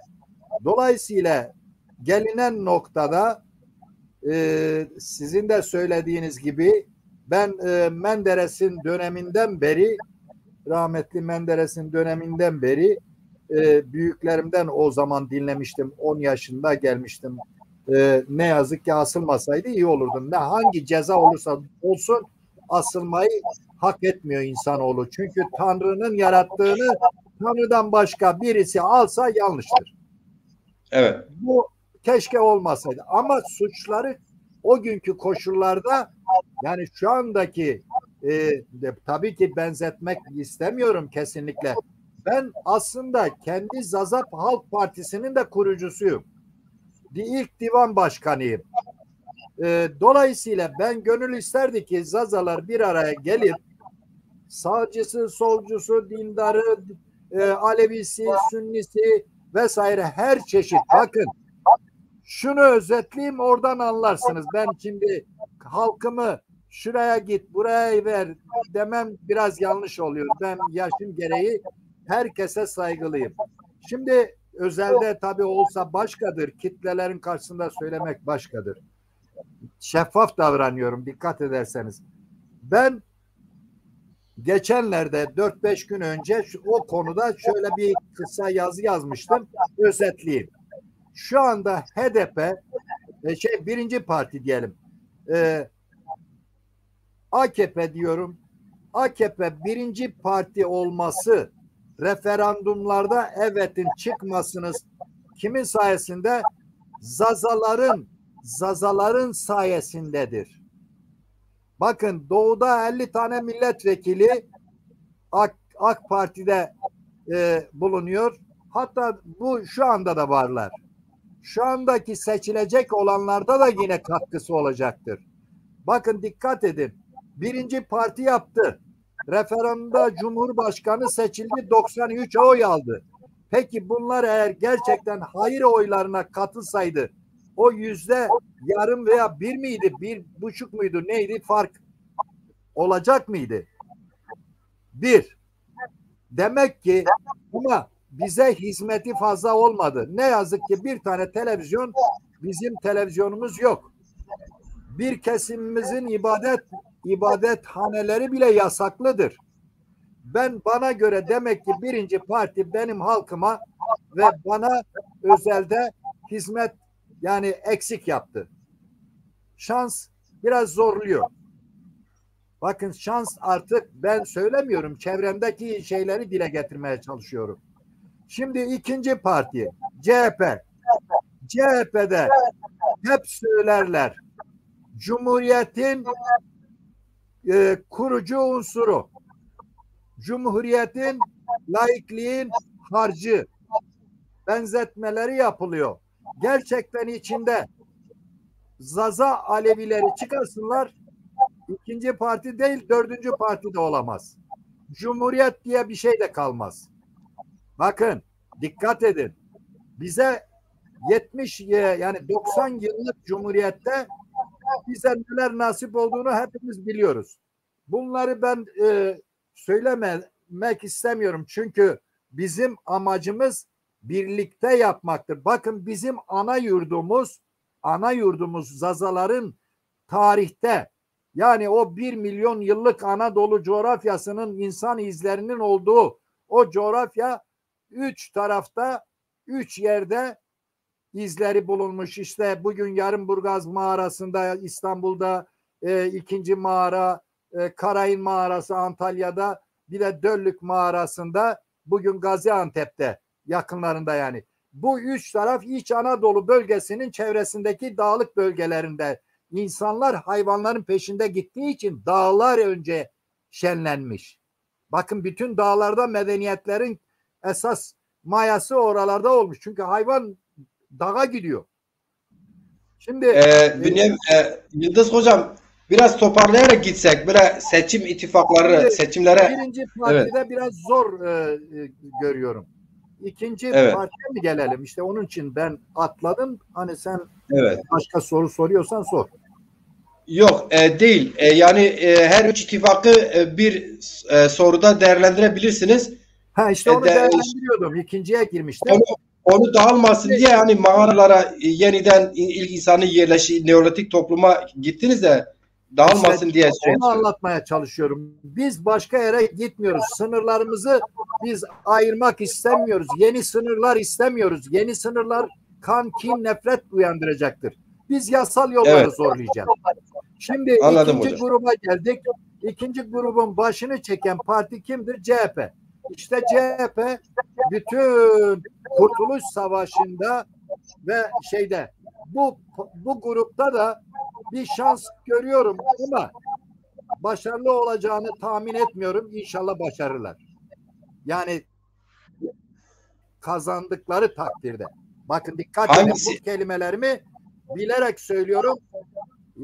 Yani başarılı olamazlar. Kazanacaklar ama başarılı olamazlar. Yani ben Ecevit'ten örnek göstereyim. Ecevit'i MİT dinlemedi. Haşhaş Ekim'inde Ecevit'i dinlemedi. MİT haber vermedi. Bürokratlar dinlememeye başladılar.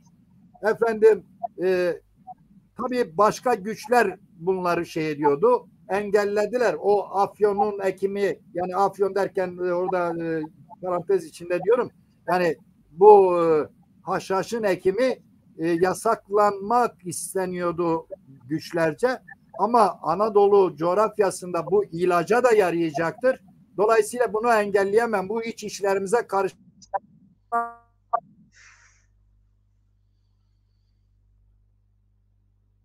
%42,5'tan. Demek ki dinlemeyecekler. Başarı yani bunların söylemlerine bakılırsa Çayır Çıman inşallah düzelir. Yani birinci kazanırsa da inşallah düzeltir. Yani ama bu politikasıyla Sayın Erdoğan başaramaz. Şimdi üçüncü şeye gittik. Üçüncü bileşenlerin başındaki kim var? Kim var? HDP var. HDP dördüncü bakın dikkat edin, bir zamanlar bu bir ara baraj altında kalacağını herkes söylüyordu değil mi? Ne oldu? Ben şahsen ben etrafımda şu anda benim halkım, benim çevremde 5-6 sokak mahallenin içinde benim akrabalarım dolu. Yani Çiğli semtinde Güzeltepe'de muhtar seçimi banko seçiyoruz biz. Bakın dikkat edin. Kahvelerimi dolaştım. Ben hani duayenlerden birisiyim. Burada yaşlıyız sağ olsunlar. Arkadaşlar, dostlar çoktur. Akrabalar çok. Ben kahvelerde şunu söylemiştim. Gençler, biz eski kafalıyız. CHP'ye veriyoruz. Ama siz birer ikişer her aileden HDP'ye verin, baraj altında kalmasın. Mağdurluğu biz yaşadık. Dolayısıyla üçüncü parti o zaman oldu. Şu anda bu ittifakın başındaki HDP'nin öncülerine sesleniyorum. Siz Zaza adını inkar etmekle çok yanlış yapıyorsunuz. Dilini şive. Şu kitap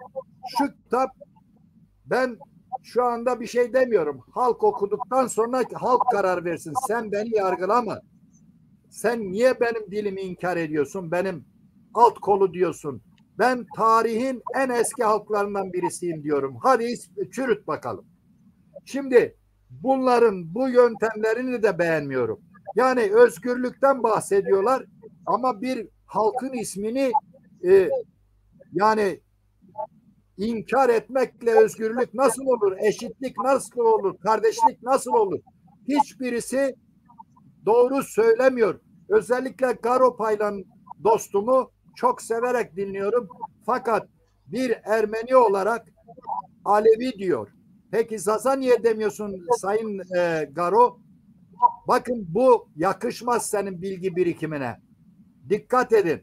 Bakın özgürlükten bahseden insanların partisi özgürlük söylüyor. Peki bu özgürlük, bu halkın yani dilini inkar etmek, ismini inkar etmek, 38 tane etnisiteyi sayıyorlar. Zaza yok içinde Anadolu'da. Sayın Yıldız şeyden olabilir mi? Garo da Ermeni kökenliydi biliyorsunuz. HDP Evet. listesinde vekil olmuş. Yani Garo da biliyorsun Osmanlı-Kürt ilişkisi ve Osmanlı-Ermeni ilişkisi bu üçü birlikte olmasalar da Anadolu'yu Osmanlı 600 yıl hüküm sürmezdi derler. Doğrudur. Belki Garo da onun etkisindedir. Yani Kürt, Ermeni, Türk yani ona alışmış olabilir mi? Biraz ayıp oluyor bu prensip. Çünkü yani Osmanlı ta Yavuz'un devrine kadar kuruluşunda Yavuz'un devrine kadar bakın eğer tarihe girerseniz ben yine günlerce anlatırım tarihi. Bakın dikkat edin karşınızda tarih. Bir soru sordum. Yani evet mi hayır mı? Yani biraz kısa geçelim isterseniz. Çok yanlış bir şey. Cumhuriyet Diyap Ağa'nın adamları eğer Mustafa Kemal'i Demirköprü Boğazı'nda militanların yani Osmanlı padişahının gönderdiği Ali Kemal'in gönderdiği militanlar pusu kurmuştu. Eğer Zaza gençleri olmasaydı Mustafa Kemal Kurtuluş Savaşı'nı bile yapamazdı Erzurum'a giderken. Ve bunları dikkat etsinler. Viyana kapılarına kadar ne yaptı? O kültür, o birikimin sayesinde Viyana kapılarına gittiler. Kimin? Anadolu'nun yerleşik kültürünü yaratan yani işte biz yine tarihe gitmek zorunda kalacağız. Ben de tarihte yani o kültürü ne zaman yok saydılar Yavuz devrinde kırımlar yaptılar. Ne oldu? Ondan sonra Kanuni devri biraz parlaktır. Daha geriye dönüş başladı. Sonunda top sesleri şeyde bile görünmeye başladı. Ankara'da meclisin içinde bile dinlenmeye başladı. Yani duyulmaya başlandı. O zaman kaçacaklardı Kayseri'ye. Dikkat edin yine ikinci sefer kurtardı Türklerin şeyini. Yani o bileşen diyorsun ya 3 bileşen söylüyorsun. Onların milletvekilleri Kayseri'ye kaçacaklarını kalktılar ayağa gidelim burası tehlikeli. Diyap Ağa kalktı dedi ki ben buraya kaçmaya gelmedim. Biz kaçarsak ordu ne yapacak maneviyatı bozulur. Top sesleri Polatlı'dadır. Siz Kayseri'ye giderseniz ordunun hali ne olacak? Zaten o tarihte ordunun içinde %60'ı kaçaktı. Bunların çoğu da Türk kökenliydi. Kürt ve Zazalar o savaşı kazandılar. Kusura bakmasın kimse. Zaza adına değil, Kürtlük adına. Yani tabii Kürt hareketi ne yaptı? Öncüleri bu haldedir. Hepsini inkar ediyorlar yani. Bu olmaz. Yanlıştır. Bak hocam ben de zaten onu bahsettim. Yani kuracağız. Türkiye'yi kurtaracağız. Pardon. Yani seçim kim kazanırsa kazansın. Orta noktada akılda birleşsin. Biz bu topraklar bereketli topraklardır. Kutsal topraklardır. Bütün toprak kutsaldır da ama buraya ben demiyorum kutsal hilal diyorlar. Bilmem ne diyorlar. İlk tarım burada yapılmış. İlk hayvancılık burada olmuş. İlk medeniyet burada yayılmış. Bugünkü silikon vadilerinin medeniyetini yaratan mayası Anadolu'nun içinde. Bunları inkar etmemek lazım. Hep birlikte sahip çıkalım. Tamam hocam. Hocam müsaadenizle yeni gelen izleyicilerimizin isimlerini zikredeyim. Hoş geldiklerini söyleyeyim. Feyzi Üççelik gelmiş, hoş gelmiş. Dezapar Genel Başkanı Sayın Dilaver Eren Başkan gelmiş, hoş gelmişler, izliyor bizi. Hoş geldiniz. Ozan, evet, Ozan gelen Sörani Ek izliyor, hoş gelmiş. Yüksel Necla Yursev Vartolu'dur. Sanırım İzmir'de yaşıyor, yanlış olmazsam. Hoş gelmişler. Mehmet Ali Şanel hocam Dersimli olması lazım ya da Erzincanlı, bilmiyorum. Hoş gelmişler. Mahsun Kotan bizi izliyor. Hoş gelmişler. Şoy şıma veş bu von piru selam keni hoş gelmiş. Şıma khirame çimon seri. Serami, evet. Hocam izninizle Mehmet Budan Bey bir yorum yapmış, onu okuyayım. Evet, dinliyorum. Her üç ittifak da biz Zazalara verecek pozitif bir şey yoktur. Yapılacak en mantıklı şey Zazaların kendi içinden çıkaracakları insanları desteklemeleri lazım. Aynen katılıyorum. Peki. İşte onun için biz burada hocam toplanmışız. Evet. Hocam müsaadenizle ben bu ittifaklarla, ben de 3 ittifakı az bir özet kendi görüşümü söyleyeyim. Tabii benim görüşüm demin söylediklerim. Tabii ben de kendi görüşümü bildirmek istiyorum. Şimdi hocam bana göre 21 yıla yakın AKP Türkiye'yi yönetiyor. Son birkaç yıldır Cumhur İttifakı adı altında bu yılki seçimlere hazırlık yıllar önce yaptılar.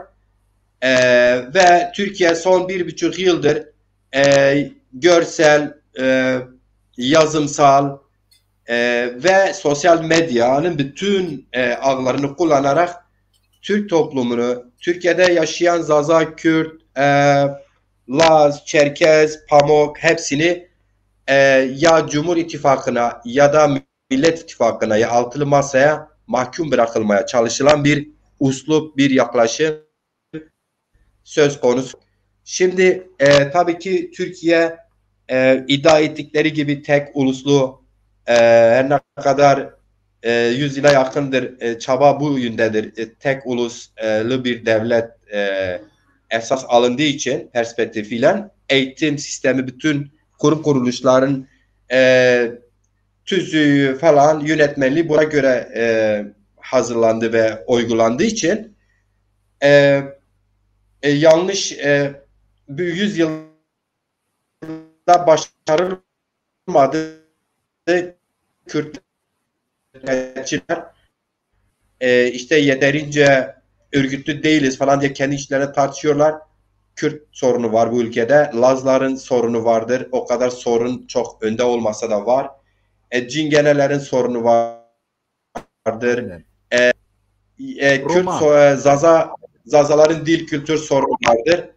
Dolayısıyla hedefledikleri Amerika sistemi, iki bloklu bir seçim sistemi başaramadılar. O yüzden de her TV yayınlarında, yayında, basında, görselde, medyada, sosyal medyada HDP'yi de sürekli zikrediyorlar. HDP'nin konumunu, önemini, zaman zaman HDP teröristlerle işbirliği içindedir falan, parlamentoda yeri olmaması gerekiyor ama ona rağmen HDP'yi sürekli tartışıyorlar. HDP'li yetkilileri basına çağırmadan onları yine konuşuyorlar. Dolayısıyla Kürtler güçlü bir şekilde gündemde.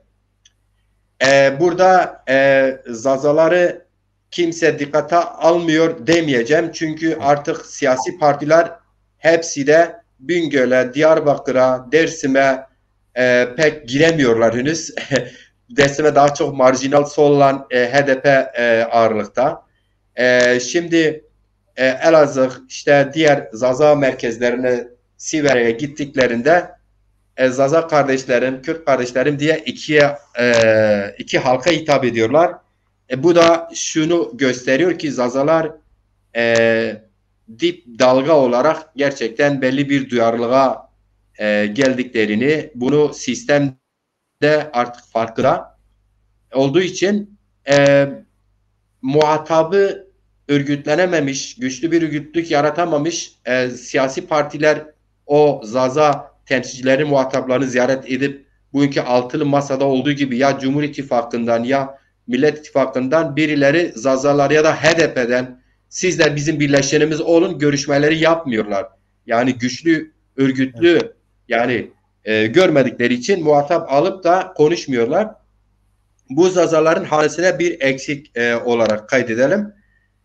Onu tartışacağız ayrıca. Aynen, Ama benim görüşüm özellikle Millet İttifakı altılı masa çok uç noktalarda sanki böyle iktidar uğruna bir araya gelmiş siyaset yapıyorlar birbirlerine karşı. Hepsi de CHP'nin içinde de bazı kişiler olmak üzere biraz Kemal Kılıçdaroğlu'na bir haksızlık da var bana göre. Ben bunu söyleyeyim görüşüm belirtirken. İşte mesela CHP'de Kemal Kılıçdaroğlu 7 seferde seçim kaybetmiş. Yeni Cumhurbaşkanı seçimlerde kaybeder falan. Onu karşı bir muhalefet geliştirmeye çalışıyor. İyi Parti bunun öncülüğünü yapıyordu. Mesela normal halk içinde CHP'li olup da CHP dışında hiç kimse oy vermemişim diyenler de işte İmamoğlu olabilir diye Ankara Büyükşehir Belediye Başkanı olabilir. Kemal Kılıçdaroğlu fedakarlık yapsın bekleniyor. Sebep ne diyorum mesela birebir konuştuğumda. Ya işte Kemal Kılıçdaroğlu girdiği bütün seçimleri kaybetti. Ama halbuki burada yanlış kirli bir bilgi var. Yani Kemal Kılıçdaroğlu Deniz Baykal'dan devraldığı CHP'yi Deniz Baykal hiçbir zaman %16 en yüksek aldığı oy %16'dır. Şimdi eğer ki seçim başarısızlığından dolayı birileri bir yere aday olması gerekmiyorsa ilk başta 16-17 yıldır yanlışsan düzeltin.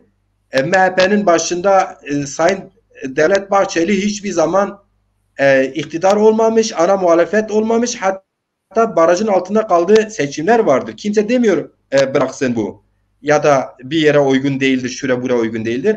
Ama her nedense belki Zaza kökenli kimliğinden dolayı kendisi ne kadar bunu kimliğe sahip çıkmasa da bir de Alevi oluşundan dolayı Sayın Kılıçdaroğlu'na büyük bir muhalefet var ama o da dirayetli gözüküyor.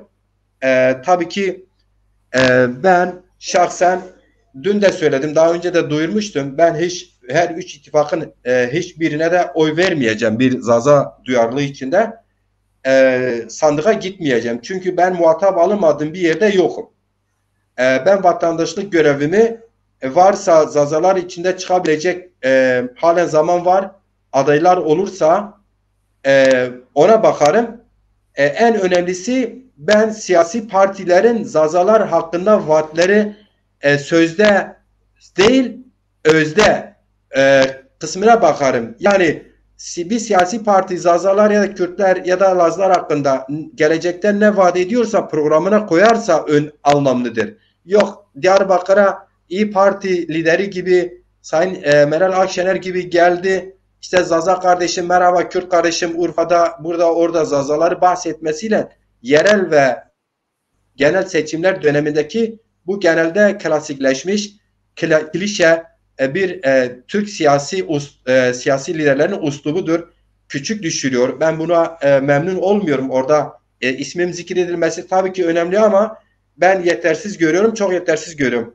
O yüzden toparlarsam ben her üç ittifakta Zazalar için tıpkı diğer arkadaşımızın yazdığı gibi bir gelecek vaat etmediğini, mesela diyelim ki seçimler Millet İttifakı kazandıktan sonra 5 yıl içinde Zazalara yeni bir artı değer kazandırmayacağını bildiğim için, inandığım için e, yani seçimi Millet İttifakı da kazanırsa kalkacağımız sabah Türkiye'de sadece yönetenlerin isim ve parti isimleri değişmiş olacak. Türkiye'de bir değişiklik, ciddi bir manada bir değişiklik ne ekonomide ne siyasi kimliklerde ne kültürel kimlikte bir değişiklik olacağını zannetmiyorum. Dolayısıyla bu bir süreçtir. O anlamda o sebeple Zaza siyasi çizgisi güçlenmesi lazım. Maalesef henüz Zaza hareketi siyasi bir partiye de kavuşmuş. Bu bir artıdır, bu bir güzelliktir. Tabii ki bu büyük bir imkandır. Ama maalesef örgütlenemedi Zazalar. Bu seçimde muhatap alınmadı. Örgütsel olarak muhatap alınmıyor. Ne kimse Zaza derneklerini ziyaret ediyor. Mesela dün İbrahim Bukan Başkan'la konuştuk. Şimdi Bingöl gibi bir yerde %95'in Zaza olduğu bir ilde o Zaza derin üye sayısı yüzlerle değil 10 binlerle ifade edilmesi lazımdı ki Cumhurbaşkanı Bingöl'e gittiği zaman ilk uğrayacakları adres Zaza der olmuş olsun. Ya da ana muhalefet partileri Bingöl'de miting yapmadan önce Zaza derneğini ziyaret etmesi gerekirdi. Ama üye sayısı düşük olduğundan çalışmalar istenen noktaya gelmediği zaman muhatap alınmıyor. Hatta öteki gösterilir. Evet hocam, ben de kısacası Birleşenlerin İttifakı, bu ittifaka tabii ki biz birey olarak, ben geçmişte emek verdiğim, özgürlük mücadelelerinde yer aldığım biri olarak daha sert eleştiriyorum. Bu birleşenler %0'ın altında oy olmayan partiler birleşenlerdir. Ve parti kimlikleriyle bu bileşenlerin içinde yer alıyor. HDP çatısı altında, üst çatısı altında. Ama bu bileşenlerin bir büyük gücü olan, Kürtler örgütlü gücü olan, orada daha etkili olan kastım. Gücü ise Zazaları Kürt gördüğü için orada Zazaları önüne bir blok kalkan oluşturuyorlar. Bu bileşenlerin diğer kalan kısımları sözde sol ve sosyalist, özgürlükçü, Yeşil Particisi, Türkiye İşçi Partisi milletvekilleri oradan çıktı biliyorsunuz. Yani MHP vardır, yani emek partileri falan vardır. Sözüm ona, bunlar da bu bileşenlerin bir güçlü tarafı olan Kürt hareketine, ya siz Zazaları niye kendinizden bilimsel değildir? Zazalar bunu tersini söylüyor. Niye muhatap almıyoruz? Evet. Evet, bunlar hepsini bir toptan eleştiriyorum. Çünkü bunlar sözde emekten yana, özgürlükten yana, demokrasiden yana, dünyada sınırların ortadan bile kalkmasından yana olan bu güçler nedense kendi egemenine benziyorlar. Zazalar söz konusu olunda. Kaldı ki egemenleri Zaza kardeşim diyor. Samimi bulmamakla birlikte kendileri Zaza kardeşim deyince değil. Hatta geçmişte Zaza kökenli eş genel başkan, Zaza kökenli milletvekilleri bile Bingöl gibi bir yerde halk mitinglerinde açılışı Kürtçe Hunheratın diye başlarlar. Devamını Türkçe devam ederler. Yani şimdi bir Kürt milletvekili adayı Hakkari ise Dersim'e bir mitinge, HDP mitinge geldiği zaman Dersimlerin konuştuğu dili bilmediği için Hakkari'de onun konuştuğu dili de Dersimlere konuşmaz, bilir ki anlamaz yani Kürtçeyi Dersimliler. Orada Türkçe konuşur. Yani şimdi bu büyük çelişki olmasına rağmen halen Türk solu da özgürlükçü, sözde emekten yana olan, o sınıf mücadelesi veriyorum diyen sol da bu birleşenlerin içinde burada devreye geçip de ya arkadaşım bu ulusun tek ulus siyasetinin içinde Kürt ulusu olduğu gibi Zaza ulusu da var. Bunlar kendi ayrı bir ırk, ayrı bir ulus olarak görüyor. Dilleri ayrı, müstakil görüyorlar. Biz bunlarla niye dirsek temas yapmıyoruz? Madem ki hedefimiz özgürlükse, onlar da özgürlük istiyor demiyorlar. Burada tınıyorum ben onları da. O yüzden bu üç ittifak da benim için Zazalar anlamında bir anlam ifade etmiyor. Gerçekten o yüzden Zazaların örgütlenmesi mutlaka gelecek için şimdiden daha halen 3 küsür ay vardır seçimlere. Halen de şans var bir şeyler yapmaya. O yüzden ben kendi adıma çağırıyorum. Her gün konuşuyoruz. Avar avar. Diyoruz ki halen Zaza aydınları bir araya gelip bir aday gösterip bu 3,5 ayı bir Zaza 3,5 ayı olarak değerlendirebiliriz. Bu da nasıl olur? Aydınlar kendi içinde bir cumhurbaşkanı adayı çıkararak her yerde, örgütlü oldukları her yerde bu adayı için 100 bin, biliyorsunuz yeni yasaya göre ya Cumhurbaşkanı adayı çıkartmak için ya mecliste grup sahibi olman lazım. Grup kuracak kadar milletvekilin olman lazım. Yeterli olması lazım. Ya da 100 bin ıslah imzalı oy imza olması lazım. Bu iki koşul var. Birincisi, evet, Zazalar parlamentoda Zaza halka adına bir grubu olmadığına göre yapacakları tek bir şey var. Aydınlar bir araya gelecek. Önce bu Türkiye Cumhurbaşkanı aday olmak isteyen Zaza yurtseveri biri gönüllü çıkmasını yapması lazım, araştırması lazım. Yoksa kimse kendini teklif etmiyorsa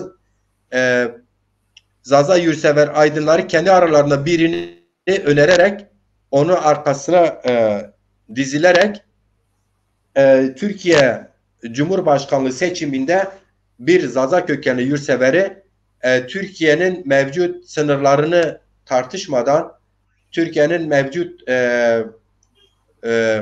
antidemokratik yönlerini değil, tabii ki onları tartışacağız. Yeni bir anayasayı da bile teklif edilir.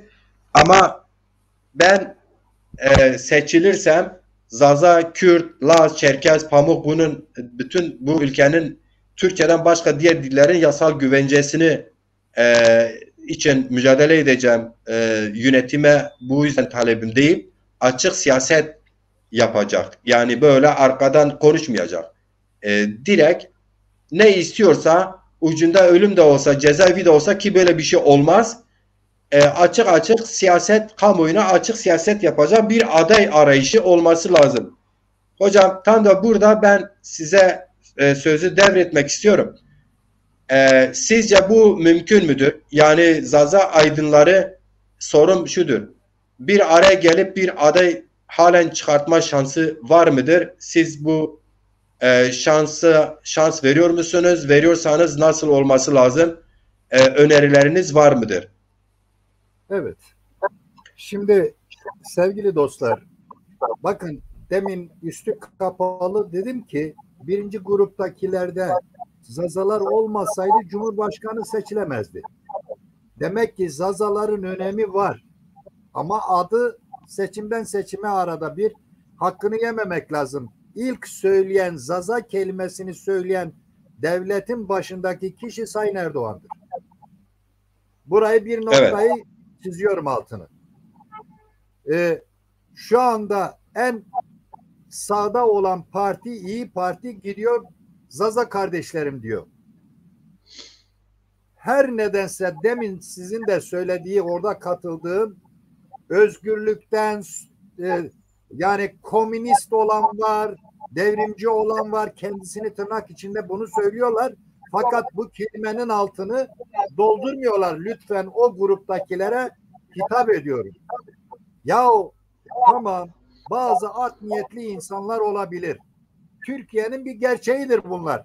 Ama siz bu özgürlüğü söylerken nasıl yani bir sakınca görmüyorsunuz kendi kendinize? Ya biz bir bölümünü söylersek öbür bölümünü aksatırsak bu ne özgürlükten, ne kardeşlikten, ne eşitlikten, ne barıştan, ne insanlıktan nasıl olacak bu işler?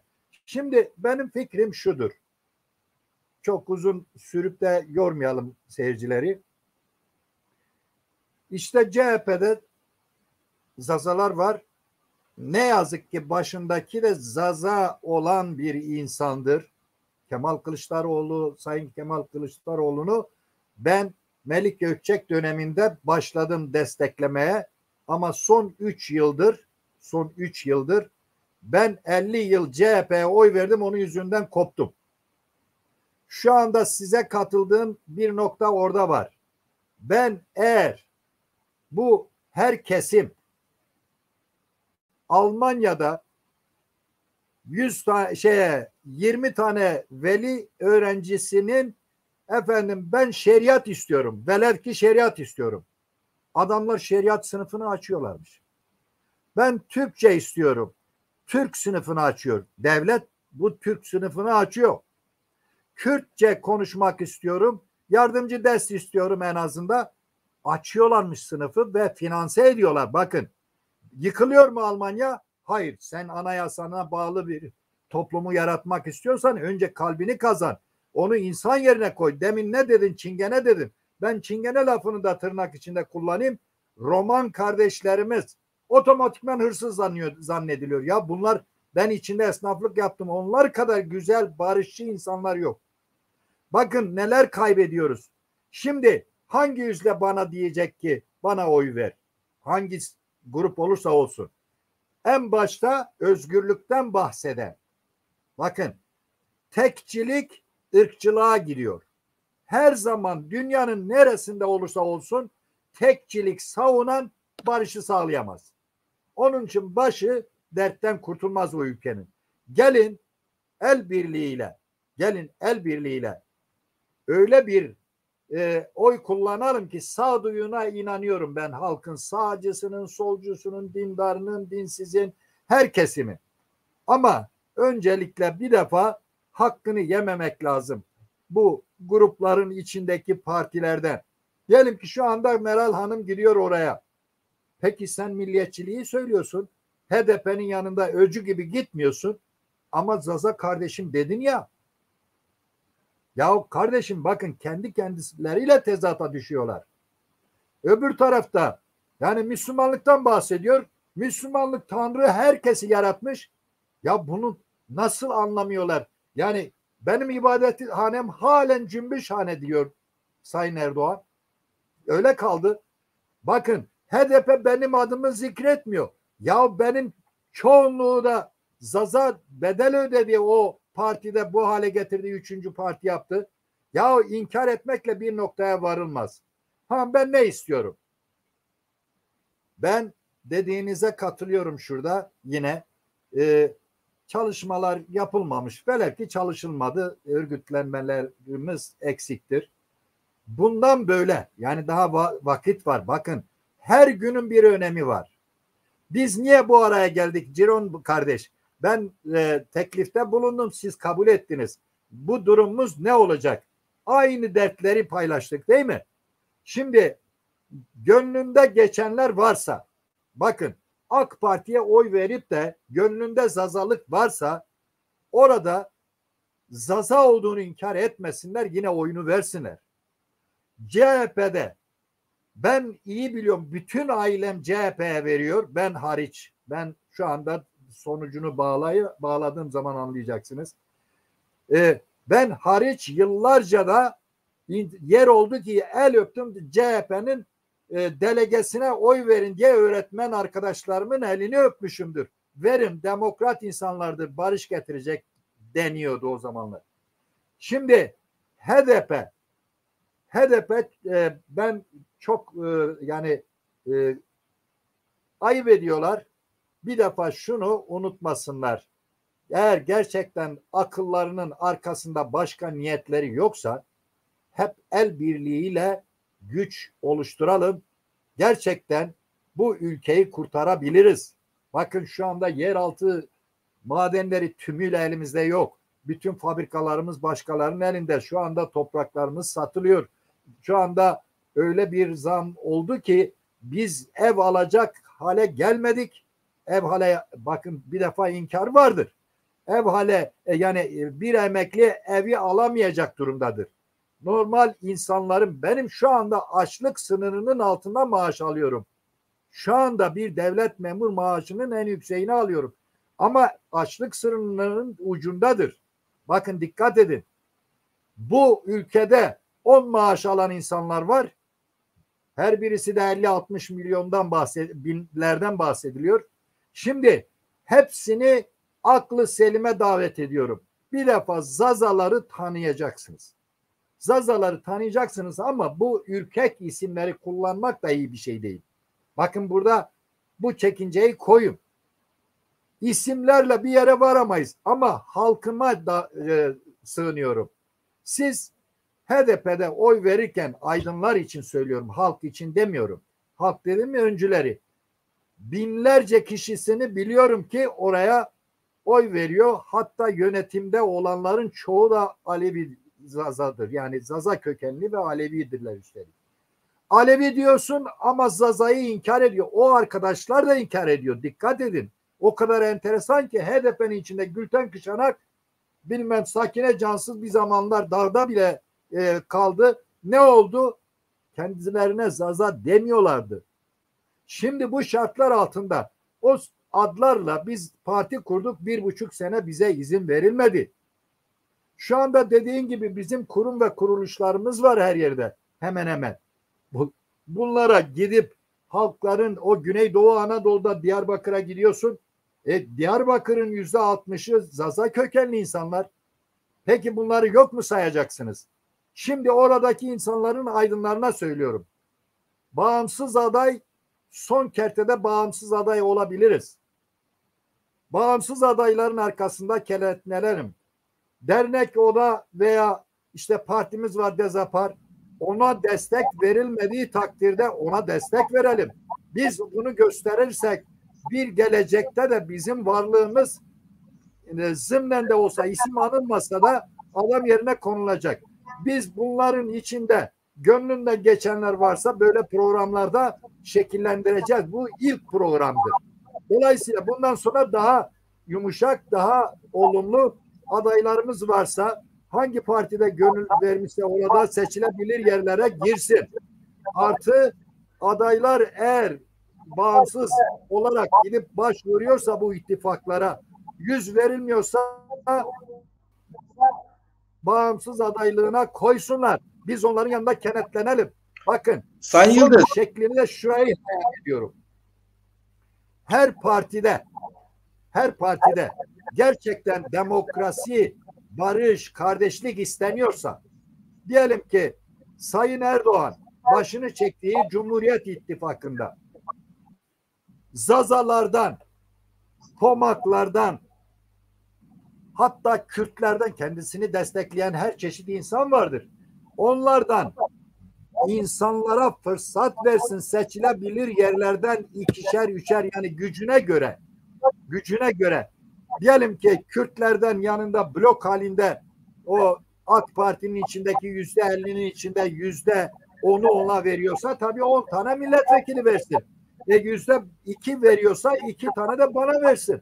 Zaza adını kullanmasa da o bölgede yani kendini yeterli gören insanlar seçime giriyor ya, bunlar AK Parti'ye verdiğini düşünelim. Onlar desin ki ben Zaza'yım ama seni destekliyorum.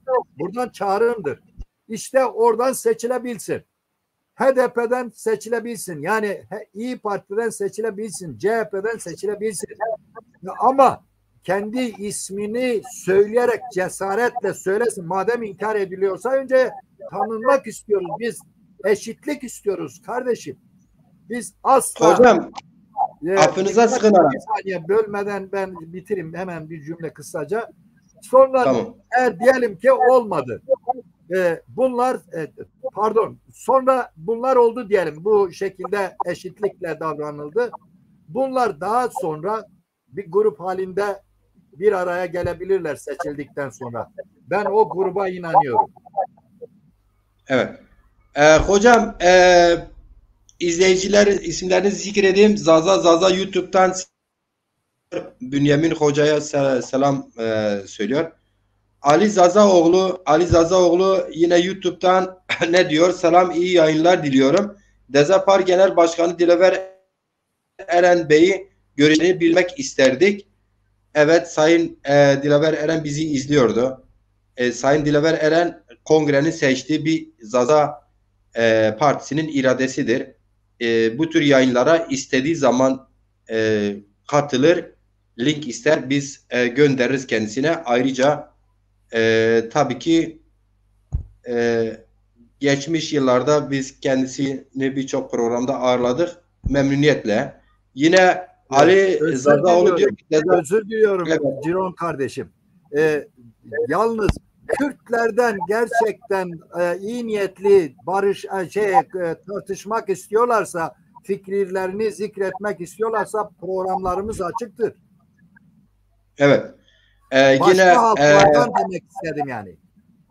evet.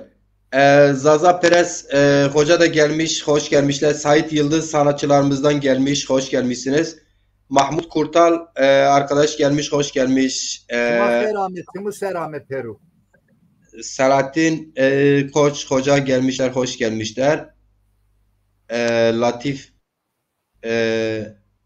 Aşırı Çal gelmiş, hoş gelmiş. Sabri Pamukçu, hoş gelmişsiniz efendim. Bəli. Şimdi bir de Ali Zazaoğlu diyor ki Dezapar ittifaklara katılacak mı? Cumhurbaşkanı adayını çıkaracak mı? İttifaklar biz de onu tartışıyoruz Sayın Ali Zazaoğlu. İttifaklar Zazaları halk olarak gittikleri yerlerde politik yaklaşım gösterip Zaza kardeşim deyip oy devşirmeye çalışıyor. İttifaklar Zazaların ne bir derneğini ne bir başka kuruluşu ne de partisini herhalde bilmiyorlar değil ama herhalde güçlerini, örgütlülüklerini yetersiz gördükleri için açıktan görüşmüyorlar. Gizliden görüşüp görüşmediklerini onu Dezapar'ı temsil eden yetkililer bu sorunun muhatabı. Dolayısıyla biz değiliz. Tabi soruyu yine okumuş oldum. Dezapar yine Kevser Zaza diyor ki Dezapar mutlaka Cumhurbaşkanı adayını çıkarmalı. Evet biz de bununla ilgili bir aya yakındır değişik programlar yaptık. Biz isteriz ki tabii ki Dezapar bir siyasi parti olarak son 4 yılda yapamadığını bu 3,5 yılda yapabilir diye böyle bir şans var, böyle bir fırsat var. Niye vardır? Dezapar bütün siyasi partiler seçimlere yaklaşımları önemli. Bir de seçimlere yakın dönemlerde daha fazla siyaset sürekli gündemde önem kazandığı için bir oyunun değeri bile çok anlamlı olduğu için hele şimdi mevcut sistemde gerçekten de Dezapar bu 3,5 ay süreci içinde iyi değerlendirirse hem kendi propagandasını yapmış olur hem son kertte birinci turda Cumhurbaşkanı seçilmez, ikinci turda az oyla kazanabilirim diye bir anda bir bakarsın hem basın hem de siyasi partiler, ittifaklar Dezapar'ı görmüş olur. Bu da Dezapar'ı için bir artı olur. Biz buna çabalıyoruz. İyi niyetli bir şekilde duyarlılığımız içerisinde tabii ki buna çabalıyoruz. Gönül ister ki Dezapar'ın öncülük yapacağı Dezapar'lı bir Zaza'nın Cumhurbaşkanı adayı uzun tartışmalar işte bizlerin herkesin görüşlerini de alarak önce kendini öneren daha sonra varsa kendini önermemişse Dezaparlı ve Zaza aydınların derneklerin de görüşlerini alarak derneklerin siyasi dini inanç mezhep görüşlerine bakmaksızın herkesin görüşünü alarak bir konsensus oluşturarak gerçekten bir cumhurbaşkanı adayı Zazalar çıkarabilir. Onun dışında ben tabii ki isterim, ben Macir Ciran olarak bütün duyarlı Zazalara şunu isterim. Zazalar Dezapar öncülük yapmazsa şayet Zaza aydınları tartışıp gönüllü öne çıkmak isteyen bu çok maddi ve diğer yönleriyle külfetli olur. Çünkü önce ama Zazalar 5-6 milyondur. Bunu göze alabiliriz. 100.000 imza, ıslak imza ile bir adayımızı Yüksek Seçim Kurulu'na başvurusunu sağlayabiliriz. Bu mümkündür. Yani Dezapar bunu yapsa tabii ki öncelik hak onundur. Çünkü halkın partisi iddiasıyla ortaya çıktı. Kongre bir irade beyan etmiştir. Orada bir genel başkanı vardır. Muhatap alınıyor. En azından devlet Yüksek Seçim Kurulu'nda böyle bir partinin kuruluşu, üyeleri, yönetim kurulusu hepsi vardır. O yüzden çok çok önemlidir. Ama Dezapar buna kendini hazır hissetmiyorsa Dezapar el vereceği, yine destekleyeceği, diyalog içinde olacağı yeni adaylarla parti adına değil bir cumhurbaşkanı adayı çıkarabiliriz diye düşünüyorum. Evet. Peki Sayın Yıldız. Bunun dışında ben kendim şahsen dün de söyledim, tekrar ediyorum. Tek doğruları çözümleyene kadar tekrar etmekte yarar var. Ben şahsen hiçbir adayım yoktur mevcut dönemde. Ama Zazalar içinde bir aday çıkacağı umudumu koruyorum. Bunun için de çabalıyoruz. O yüzden bu kadar uzun uzun konuşuyoruz. Konukları alıyoruz. Yarın da programı var. Bünyamin hocam, Bülent, evet, Karabulut arkadaşlar program var. Yine seçimle ilgili tartışacağız.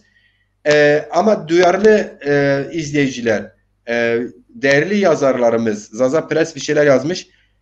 Kesinlikle hepinizin görüşleri çok çok önemli. Yani dezapar yapacak olan hepinizin görüşleri olacaktır.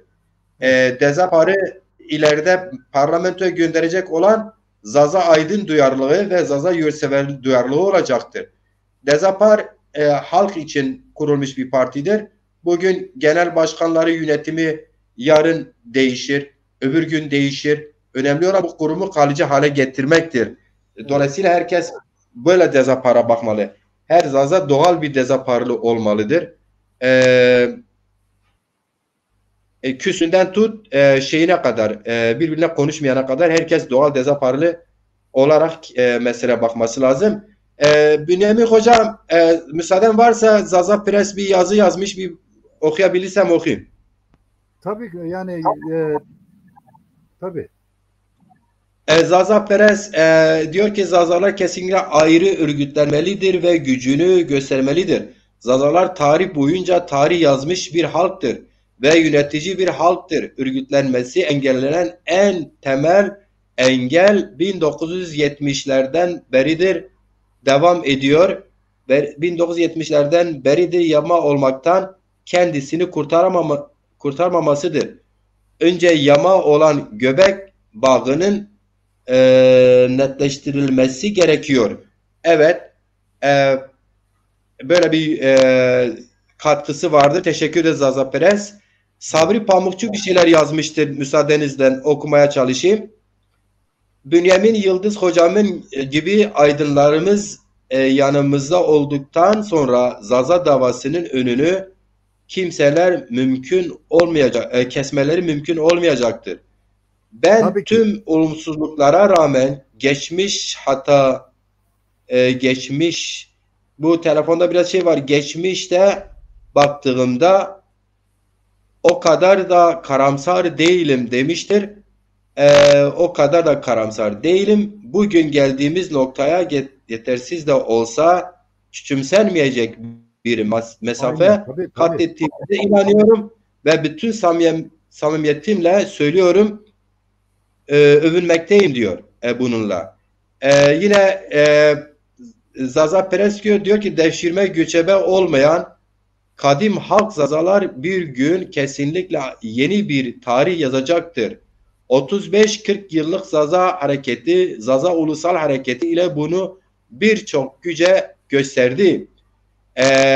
Evet, İlhami Çağrıtekin alkış çalıyor. Yine şairlerimizden duyarlı yurtseverimiz Zazalar, İsmail Baytemur diyor ki Zazalar kendini var etmek için 1000 yıllık bir fırsat ile karşıyalardırlar. Evet. Yani Sayın İsmail Baytemur bunu 1000 yıllık bir fırsat olarak değerlendiriyor. Yani hakikaten de biraz böyledir. Şimdi bir Zaza Cumhurbaşkanı adayı düşünsene, Cumhur İttifakı'nın bir adayı var, Sayın Cumhurbaşkanı mevcut Recep Tayyip Erdoğan olursa, eğer ki bir yasal engel olmazsa, ki muhalefet bugün biliyorsun bas bas bağırıyor, anayasaya başvuracağız her lider falan. Yine Selahattin Demirtaş cezaevinde avukatlarıyla böyle bir başvuru yapacağını söylemişti. Şimdi böyle bir muhalefet var. Bence bu muhalefetin biraz acizliğidir. Ben o konuda açık görüşümü söyleyeyim. Siz seçimi kazanmaya odaklı değilsiniz. Seçilirseniz Türkiye'de ekonomik nasıl olur? Dolar, euro nasıl olur? Doğal gazın fiyatı nasıl olur? Askeri ücretin, işsizin durumu bununla alakalı değil. Erdoğan nasıl seçilemeyecek? Nasıl seçilmemesi gerekiyor? Sırf Erdoğan'ı devirme odaklı bir şey ben çok samimi de bulmuyorum. şunu kastediyor bence Sayın İsmail Baytemur, diyor ki eğer ki bu kadar ittifakların yanında hiçbir ittifak da kendine emin değildir seçileceğine dair. Eğer Zazalar da bir adayla bak bir adayla biz şeye karışmıyoruz ben anladığım kadarıyla Sayın Yıldız. Biz kim nerede Bingöl'de Elazığ'da hangi partiye oy veriyor Dezapar seçime katılmadığı için karışmıyoruz. Ama tabii ki şöyle bir öneride bulunuyoruz. Diyoruz ki sizi mecliste temsil edecek, Zazalığında utanmayacak, müstakil Zaza diline sahip çıkacak.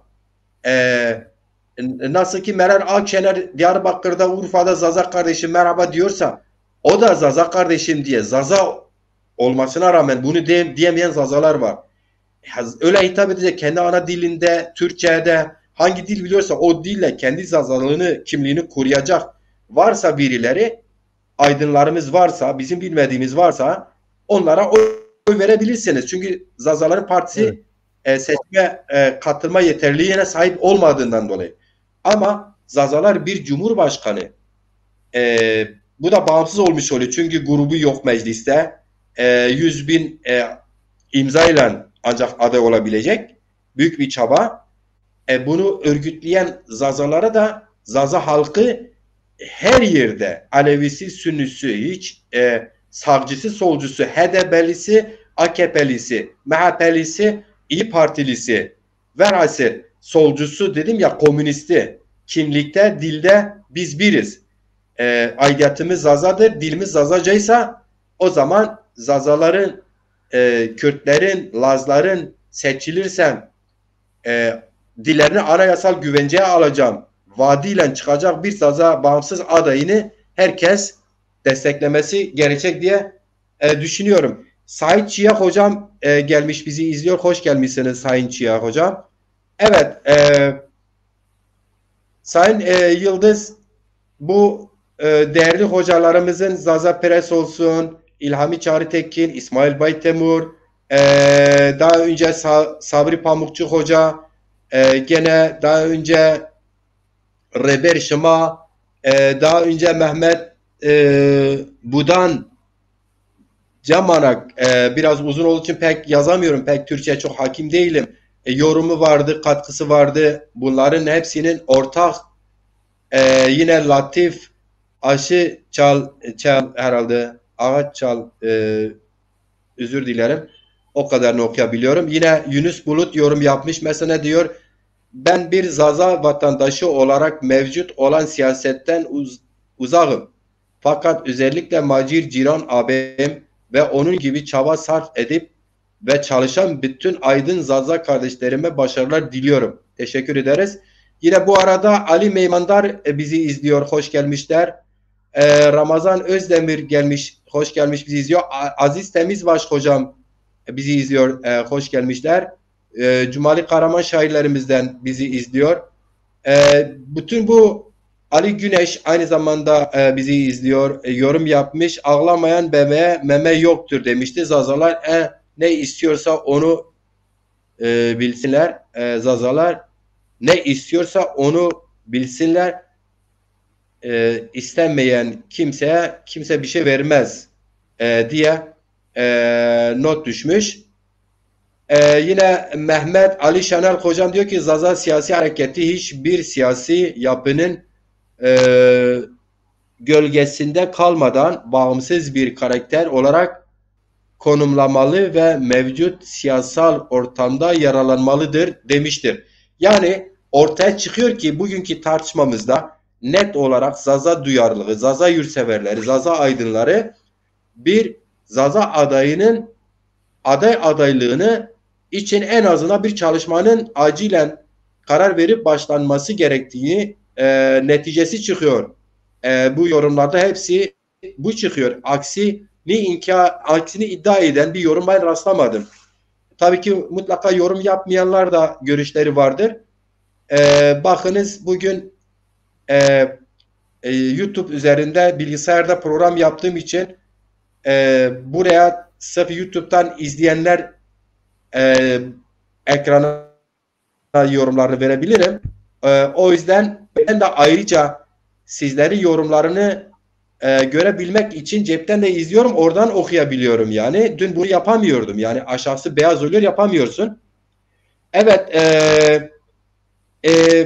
Zaza Perez diyor ki Akşener iyi bir sağ bozkurtçu, ülkücü ve faşist iyi bir politikacı.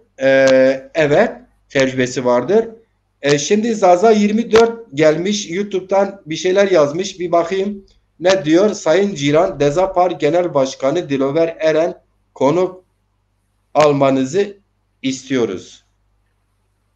Evet, Sayın Zaza 24, hiç merak etme, Gagan TV gerçekten ama gerçekten arkadan dedikodularla kulak genelde asan bir yaklaşımda değildir. Bunu zaman zaman iradesi dışında başaramadığı olabilir geçmişte.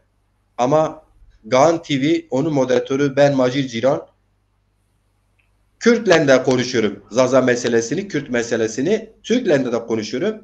MHP'liyle de konuşurum. CHP'liyle de konuşurum. Yeter ki bunlar kaçmasın. Hele hele Dezapar'ın genel başkanıyla tabii ki konuşmuşum ve tabii ki konuşmak isterim.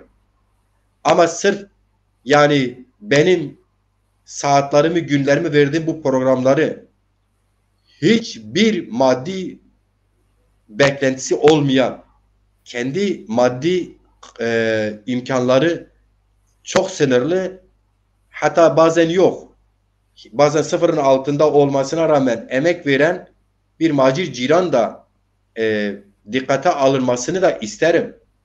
Ben hep bugüne kadar bu 8. yıldır canlı yayınlar yapıyorum. Ben şimdiye kadar bütün konuklarımı ben arıyorum, tarıyorum, buluyorum, ikna etmeye çalışıyorum. Kimisi farklı nedenlerle gelmiyor olabilir. Ama bugüne kadar gerçekten söylüyorum, bir eleştiri olsun. O kadar konularda Macir Ciran'ı, Zaza kamuoyunu dikkate alıp da ya sen niye bu kadar havlıyorsun, hele gel senin derdin nedir diyen, bir programa alan, soru sual eden yok. Olmadı. Şimdi onu geçelim. İlhami Çağrı Tekin diyor ki temeli 40 yıl öne almış bir siyasi hareketin son 7 yıldır siyasi parti kurulmuş, son 4 yıldır tam donanımlı bir resmi siyasi stratejik kuruluş olmuştum zanneder, bir de Cumhurbaşkanı adayı biraz uzun. İlhami, sen biraz uzun değerlendirme yapmışsın. Tabii ki devamını bastım okumak için. Cumhurbaşkanı adayı da hem fikir olup çıkardık mı ülkedeki ve dünyadaki 100 devamında 80 artık bizleri tıpış tıpış kabul etmek zorunda kalacaklar. Yani %80 kastediyor. Yüzde yerine 100 yazmıştır Sayın Çağrı Tekin. Kabul edecekler, kabul etme zorunda kalacaklardır diyor. 100 yılın fırsatını kaçırmamak gerekir kanısındayım diyor. Kişisel fikrimdir. Bu tür fırsatları iyi değerlendirmek lazım diye devam ediyor. Sabri Pamukçu, Zaza kurumlarının Zaza Partisi'ne o kadar fazla yüklenmemesi gerekir. Dolayısıyla Zazaların imkanları sınırlıdır. Tüm aydınlarımız kendi imkanları sonuna kadar zorlayarak mücadelesi karşısında saygı duymamız lazım. Bu kadar da basit. Başta Macir Ciran olmak üzere tüm aydınlarımızı tebrik ediyorum. Evet, ben kendimi duyarlı bir şahıs olarak görüyorum. Benim hiçbir zaman halka yalan söylememeye çalıştım. Benim profilimde bakabilirsiniz. Okur yazar olarak görürsünüz değerli izleyicilerim. Ama ben 52 yaşıma yeni bastım. Ben 7 yaşımdan beri 7 yıl medrese okudum. Sistem okuluna gittim. O zaman biraz çok fazla dindar bir aileden geliyorum. Şeyh Said ayaklanması bölgesinden geliyorum. Biraz o dönem ailelerimiz Kemalizmin işte bütün öğrendikleriniz Mustafa Kemal oturdu, kalktı, şudur budur falan tekrar hep aynı tekrarı deyip okuldan okul okumamı devam etmemi istememiştir. Ve ben okudum okulda medrese okulunda öndeydim. Açık söyleyeyim imamlığa kadar da gidiyordum. Ben bunu şey yapmadım, devam etmedim. Ama ilk okullarda genelde sınıf başkanlığı falan yürüttüm. Hatta babam beni okuldan geri alırken e, tam 5 yıl her yıl kaymakam geldi. Siz okutamıyorsanız bu zeki adamı biz okutalım bu çocuğu falan demişlerdir. Bu kadar açık yüreklikle söylüyorum. Ama ben 7 yaşımdan beri okuyorum. Ben onlarca akademik eğitimleri geçmişim. Mesela ben insanlık tarihi, sınıflar tarihi, devletler tarihi, imparatorlukların tarihlerini üzerine ders görmüşüm. Akademik dersler görmüşüm. İlkel komünal toplum, tabii ki nerede kuruldu değil ama ilkel komünal toplumun ilişkileri, alt üst ilişkileri, o komünal toplumu okumuşum. Dinler tarihini okumuşum. Okumuşum derken yani eğitimini görmüşüm. Akademik, tabii ki gördüğüm akademiler birçoğu beni tanıyor. Malumunuzdur. Sertifikası resmi olan akademiler değildi. Yani bir de siyasette benim ömrüm pişti.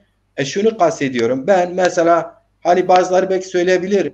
Ya bu Macir Ciran acaba hedefi milletvekili olmak mı, cumhurbaşkanı olmak mı?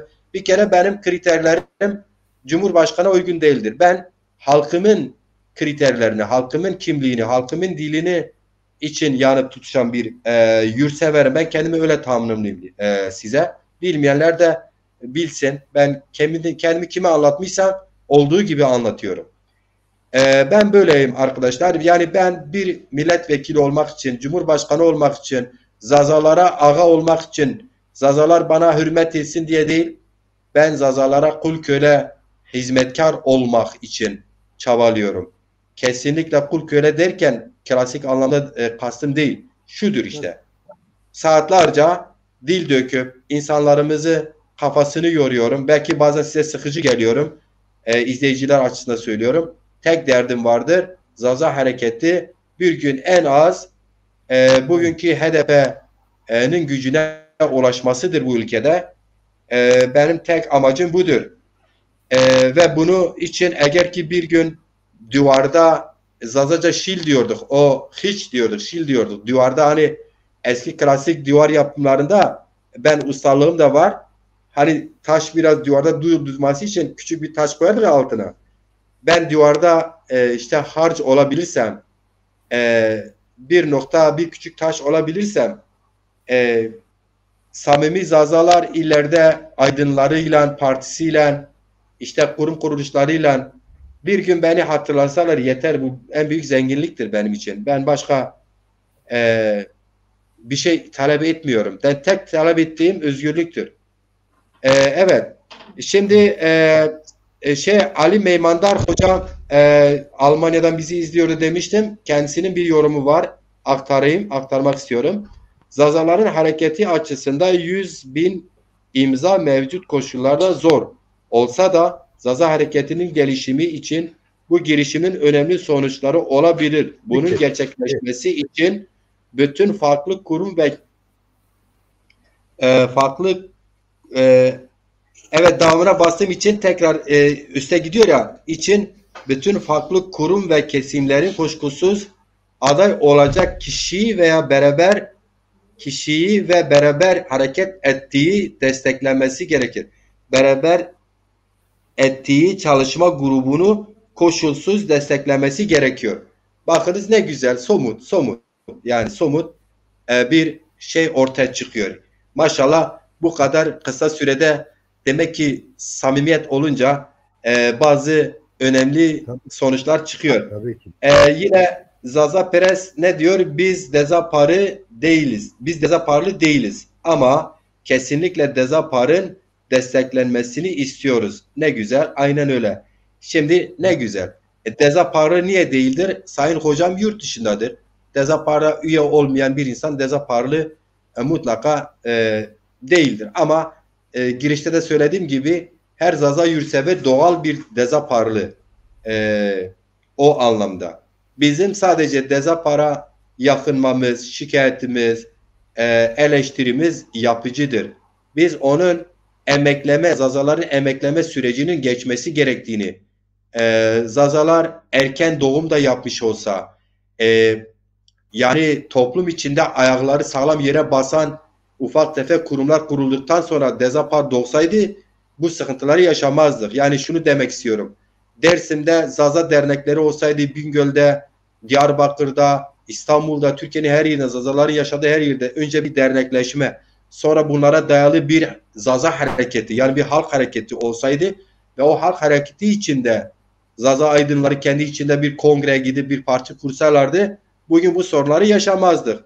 Dayatmalarla biraz işte bana göre yönlendirmelerle zamansız demeyelim de iyi analiz edilmeyen, iyi programlanmayan, geniş kitlelere iyi kendini önce aktarmayan 4-5 yıl önce bir çalışma grubu gelseydi, aydınları ziyaret etseydi, sosyal medya oraya kullanıp böyle bir ihtiyaç var mı yok mu açık, halka açık, böyle perde arkasında WhatsApp'larla değil, Messenger'lerle değil, halka açık tartışma olsaydı sağlıklı bir doğum olurdu. Ama her şeye rağmen Dezapar bir Zaza kimliği. Bunu tam olarak hak etmesi için Zazaların beklentileri var. Bu beklentili Zazaydıların beklentileri var. Siyaseten hiç kimseyle küskünlük olmaz. Birbirlerine yüz binlerce insan öldüren taraflar bile zaman gelir ekonomik, siyasi, diplomasi, askeri hatta alışverişleri olur. Birbirlerine silah satar, silah alırlar. Birbirleri için asker çıkartma yaparlar. Yani siyaseten böyledir. Siyasete küskünlük olur mu? Ben şimdi Bünyamin Yıldız hocamla siyaseten tartışırız, anlaşmayabiliriz, konuşuruz, belki birbirimize hakaret ederiz, birbirimizi yüzüne telefonla kapatabiliriz ama bir saat ara geçten sonra ben Bünyamin Yıldız'ı tekrar aramam lazım. Gönlünü almam lazım. Biz ortak amaçlar için tartıştık, anlaşamadık, birbirimize yanlış yaptık, hakaret de ettik ama küskünlük yok. Ben senin kişiliğine hakaret etmedim, ben senin eksiklerini söyledim. Ben senin kişiliğine, senin erdemliğine bir şey demedim. Doğru eleştiri kurmamız lazım. Belden aşağı eleştiri olmadıktan sonra biz kişinin şahsına bir şey söylemiş olmuyorsun. Siz kişinin yetersizliklerini eleştirmiş oluyorsun. Dolayısıyla kişiye yetersizliklerini gösteren bir eleştirmen, kişi o eleştirmene büyük saygıyla o eleştirileri kabul etmesi lazım. Kendine göre doğru olanları alıp doğru bulmadıklarını da çöpe atabilir. Biz böyle bir anlayış sahibi olmamız lazım. Bunun için illa üniversite bitirmemiz gerekmiyor ama Cumhurbaşkanı adayı olmak için illa üniversite bitirmemiz gerekiyor. Kriterleri var. Misal ben milletvekili olmak için illa belki üniversite koşulları, bitirme koşulları gelmiş mi gelmemiş mi bilmiyorum. Önemli değil ama Cumhurbaşkanı Ecevit bile olamadı yani. Dolayısıyla kriterleri farklı. Dolayısıyla bu kriterlere uygun ama Zaza yurtseverliğine, müstakil halk ve müstakil diline, kriterlerine uygun Zazalar kendi içinde ama şimdi hiç başka seçimlere, başka dönem şimdi olmaz, maddi yok, maneviyat yok, para yok, şu yok, bu değil. En büyük maneviyat Zaza halkının gerçeği kendisidir. En büyük maddiyet de Zaza halkıdır. Sen Zaza halkını, yani bütün halklar öyledir. Doğru yaklaşırsan, samimi yaklaşırsan, zaman ayırırsan, kafa yorarsan halk her şeye cevap verir. Olur. Karşılık verir. Dönüş yapar. Geri dönüş yapar.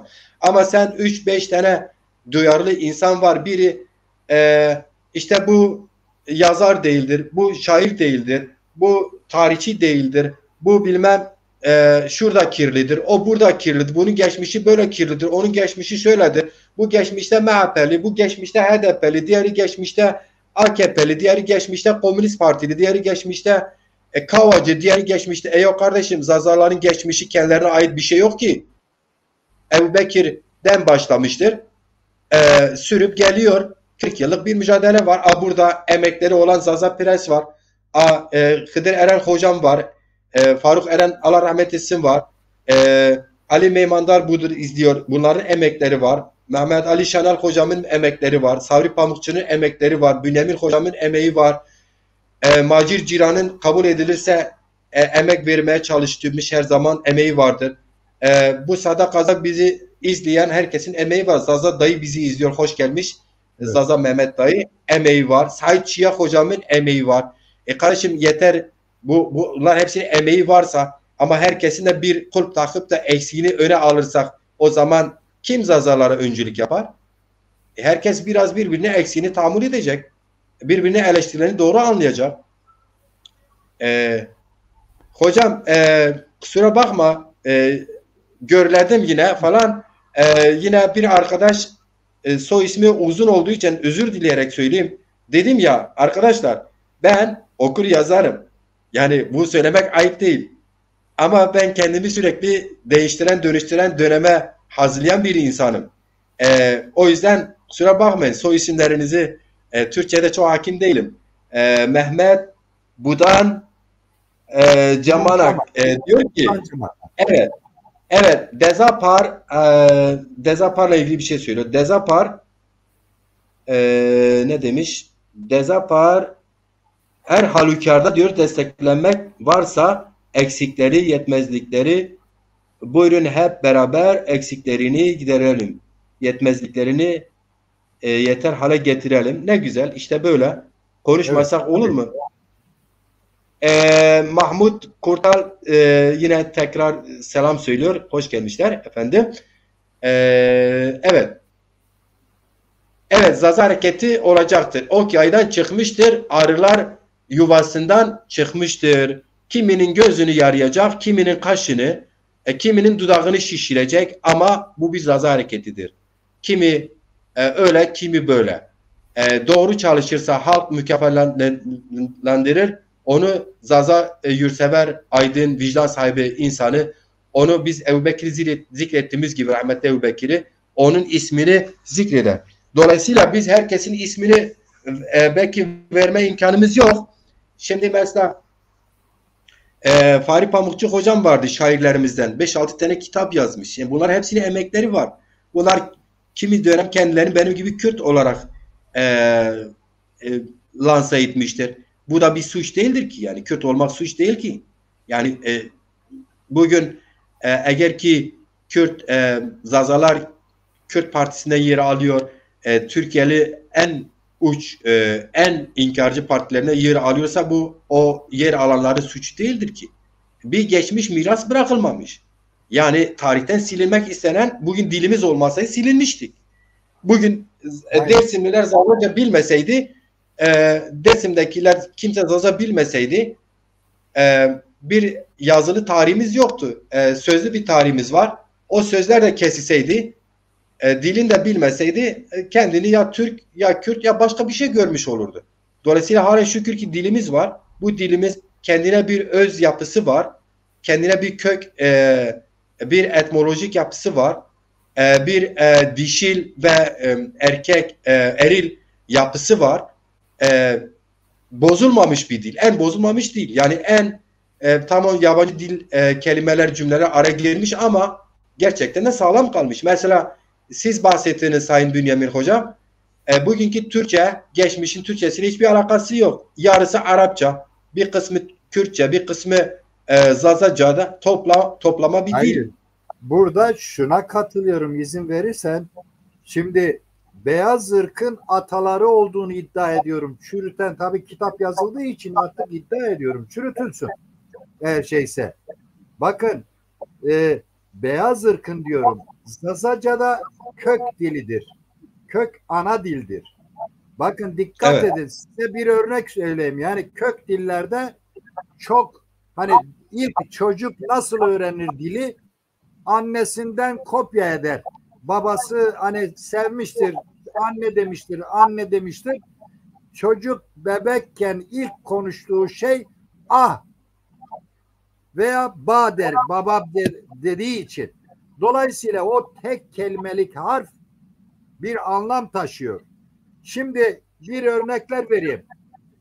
U. Zazaca'da, bakın Zazaca'da tek bir U harfi, U sesi o demektir. Eril demektir. Yani u merikşi çesma. Bak dikkat edin. U merik Şiçesma. O adam size gitti. A. Bakın dikkat edin. A. A harfi. A cenike şiçesma. Eril, dişil bu da. İ. Onlar. Bakın dikkat ederseniz bu kelimeler başka dillerde fazla yoktur. Bunlar kök ana dillerde olur. Tıpkı ilk insanlar ortaya çıktı. Yani kısacası bizim mazimize girersek bu halkın artık ben son olarak şunu söyleyeyim. Zaman çok gecikti. Endi beso. Hobe. Evet.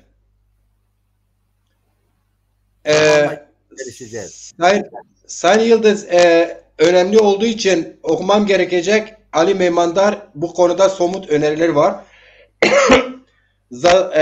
Ne diyor? Zazala açısından Cumhurbaşkanı adayı için 3 kriter var. Yani kendi görüşü. Ben de paylaşıyorum bu görüşü aslında. 1. Zaza olması. 2. Zazalık konusunda duyarlı olması. 3. Üniversite diplomasının olması. Bu kriterlere uygun yeterli sayıda Zaza vardır zaten diyor. Evet. Zaza 24 şeyden yine yazmıştır YouTube'dan. Diyor ki Sayın Ciron, Zaza halkına yaptığınız hizmetleriniz çoktur. Bu canlı yayınlar ile hizmetiniz artmaktadır demiştir. Başka varsa yorum, evet vardır ama sizin de dediğiniz gibi yorumları hepsini okursak, değerlendirmeler hepsini okursak hocam sanırım sabahlarız. Siz sabahlamak isterseniz buyurunuz, biz sabahlarız. Ben bıkmam halkımın meselelerini tartışmak için. İzleyiciler açısından söylüyorum. Ama yarın yine programımız var. Şunu da söyleyeyim. Her programa duyuruyorum. Sabit konuklarımız olacak ama onun dışında konu hepimizi ilgilendirdiği için karşıt görüş olabilir ya da katkı yapmak şu an yorumda yaptığınız gibi link isteyenlere ben link gönderebilirim. Bugün belki geç oldu. İsteyen olmadı. Öneriler oldu. YouTube'dan epey Dezapar Genel Başkanı'nı programa alın falan. Dezapar'la ilgili görüşleri bildirmek, öğrenmek isteyenler vardı. Onun dışında her programda arkadaşlar isterlerse aydınlarımız bana link gönder Sayın Ciron. Biz programa katkı yapmak istiyoruz derlerse kapımız açıktır. Yeter ki bana telefonu özelden yazsın. Evet. Şimdi Sabri Pamukçu bir şey yazmış müsaadenizle.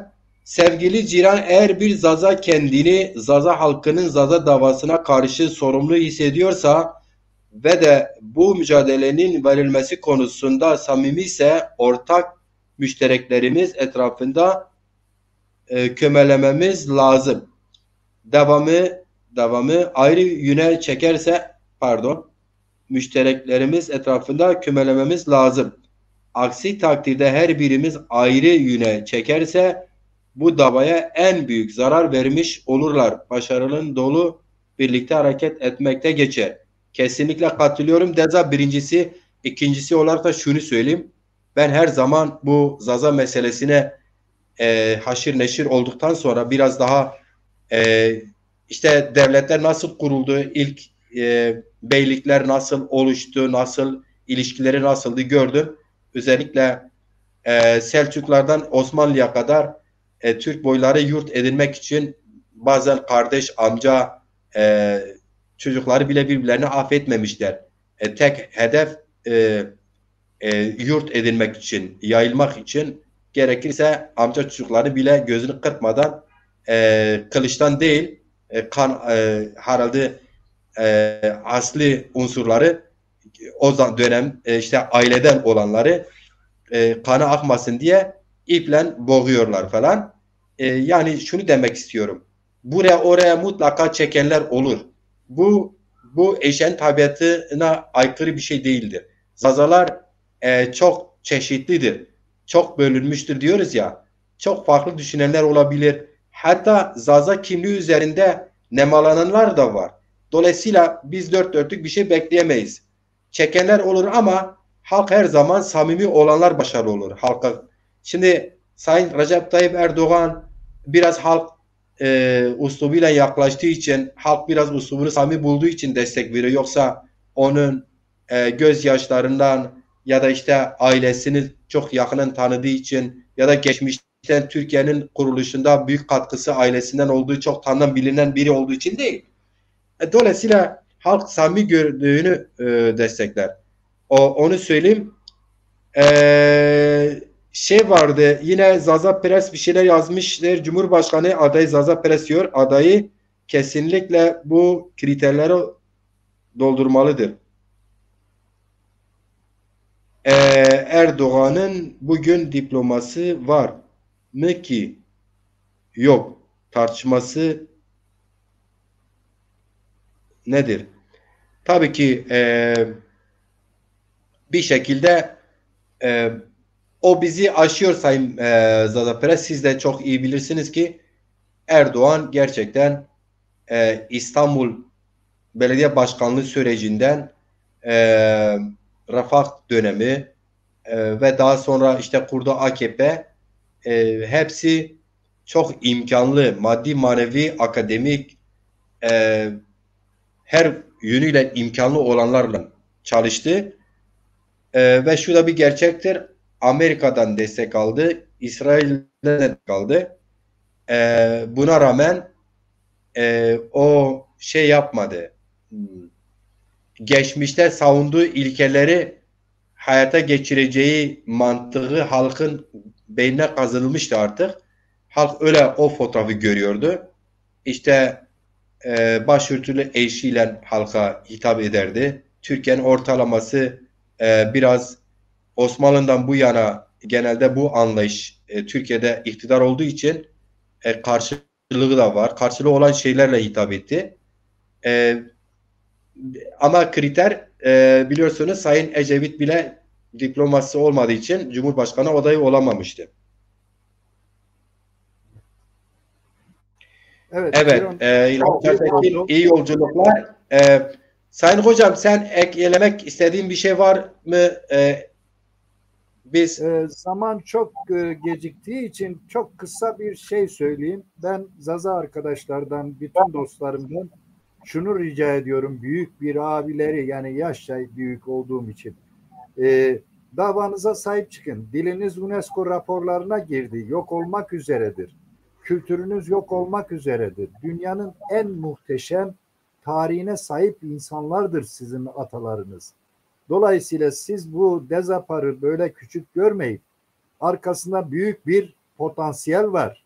Bakın, üçüncü etnisite, her şeye rağmen üçüncü etnisiteyiz. Ve eğer gerçekten, ne dedim ben? Endi beso hobe. Yani yeter, kendin ol. Bu kadar. İyi akşamlar diliyorum. Sevasıma ve herbo, bu manevi eşiğe de biraz da rahatsız olduğum için, hani şey olmamak için dayandım. Biz de yarın insanlar tabii dinlensinler, şey etsinler. Programlarımız devam edecektir tabii. Benim son olarak bunu söylüyorum. Herkese teşekkür ederim izledikleri için. Sürçülisan ettiyse de yani bunu affınıza sığınıyoruz. Hoşgörünüze sığınıyoruz. İyi akşamlar. Evet, ben de değerli izleyicilerim huzurunda konuğum Sayın Bünyamin Yıldız Hocam, emekli eğitmen, Zaza tarih yazarı Sayın Bünyamin Yıldız Hocama çok çok teşekkür ederim. Umarım verimli bir program yaptık. Umarım faydalı bir çalışma yaptık. Bu faydalı çalışmalar sizin önerilerinizle yapmaya, yerine getirmeye devam edeceğiz. Durumumuz el verdikçe çabalarız. Hakkı Çimen Hocam, tekrar hoş gelmişsiniz. Yani bu ekranlar herkese açıktır. Herkes biraz gizli değil, açık, güreşmeli. Kim kime eleştirisi varsa yapıcı bir üslup içinde bu tür yayınlarda ötekileştirmeden, kişiyi hiçleştirmeden, belki aşağı yorumlara sebebiyet verilmeden, düşmanlık anlayışı gütmeden eleştirisini, önerisini yapabilmeli. Onun dışında Bu ekran herkese açıktır. Efendim teşekkür ederim. Tekrar huzurunuzda Bünyamin Yıldız hocama bu yaşına gelmiş sayın hocama hürmetlerimi bildiriyorum. İyi geceler diliyorum. Hepinize şoşma veşbu bimoni veşir hatta yona rayz meşte yani sabahı tor bülent kara buluta programıma esto honc mesele zazona babeki ma beni sabah meşte ما ساعت نشان کنی کم ساعت پروگرام بنو شما حتون حس کی شما یقینه که ما حرکت شهر زازوند صمیمی است